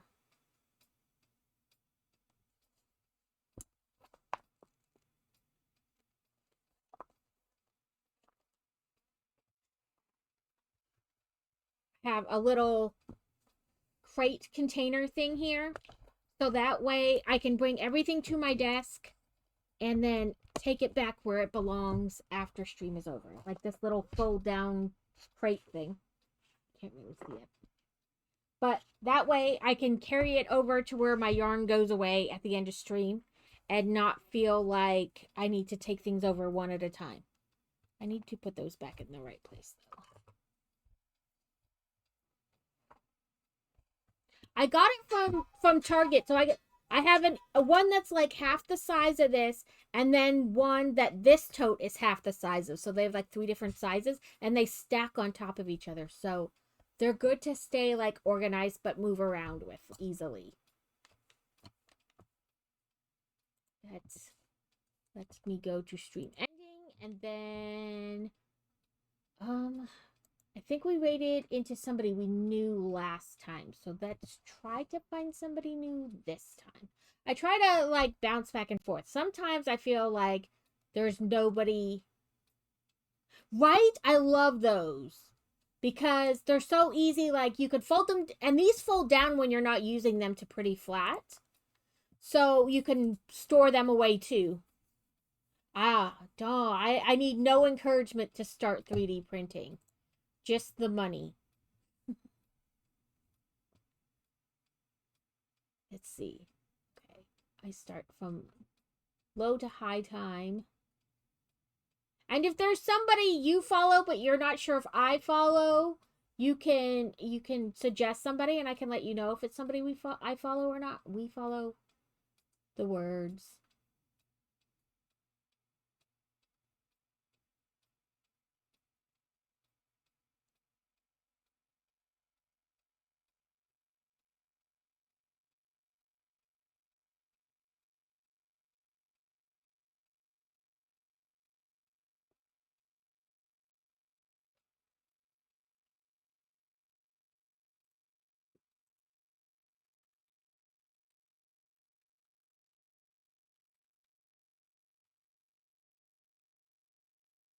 Yeah, the words are hard. Yeah, that's it. I also don't think I have room to start 3D printing. Like, I would have to drop a hobby and move its stuff to storage to start that.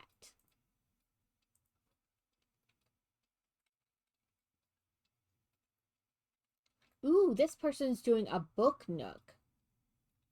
Like a book nook craft build thing.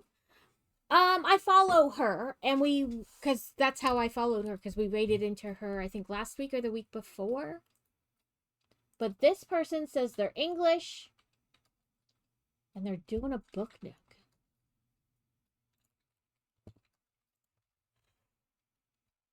No, that's all right. That's why I say, you always more than welcome to give somebody's name out, because I might not know them. Aren't their names aren't you special? Once I like tried to sound it out, I was like, oh, I see that. I like that.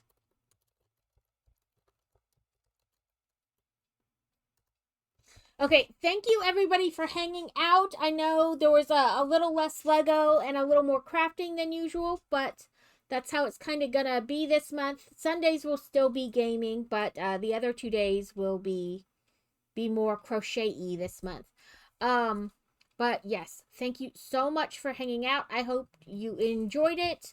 I like, getting you guys involved in aspects of it, like what do we do next, or what color eyeballs do you want, or any of those things. So I'm always happy to have input, because then it's one less decision I have to make.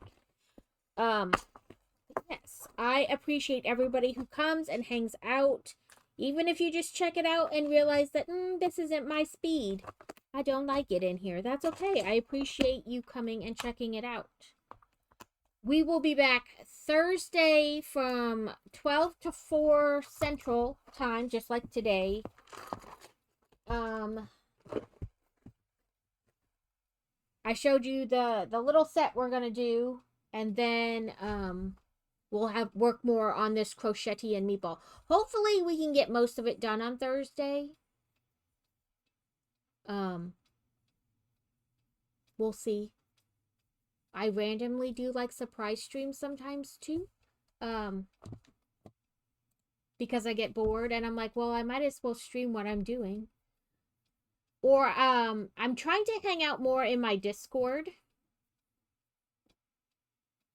So there's that.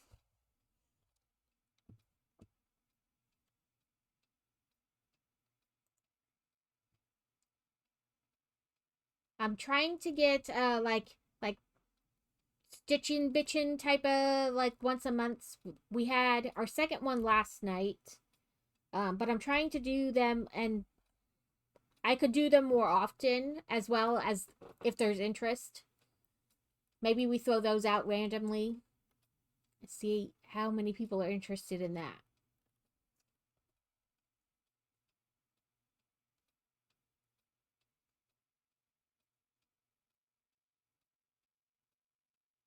But I hope you all have a good week until I see you again, whether that's in your stream, my stream, somebody else's stream, wherever I see you again. I hope that you have a good week and that, things are, well, not poop-tastic, because nobody needs that.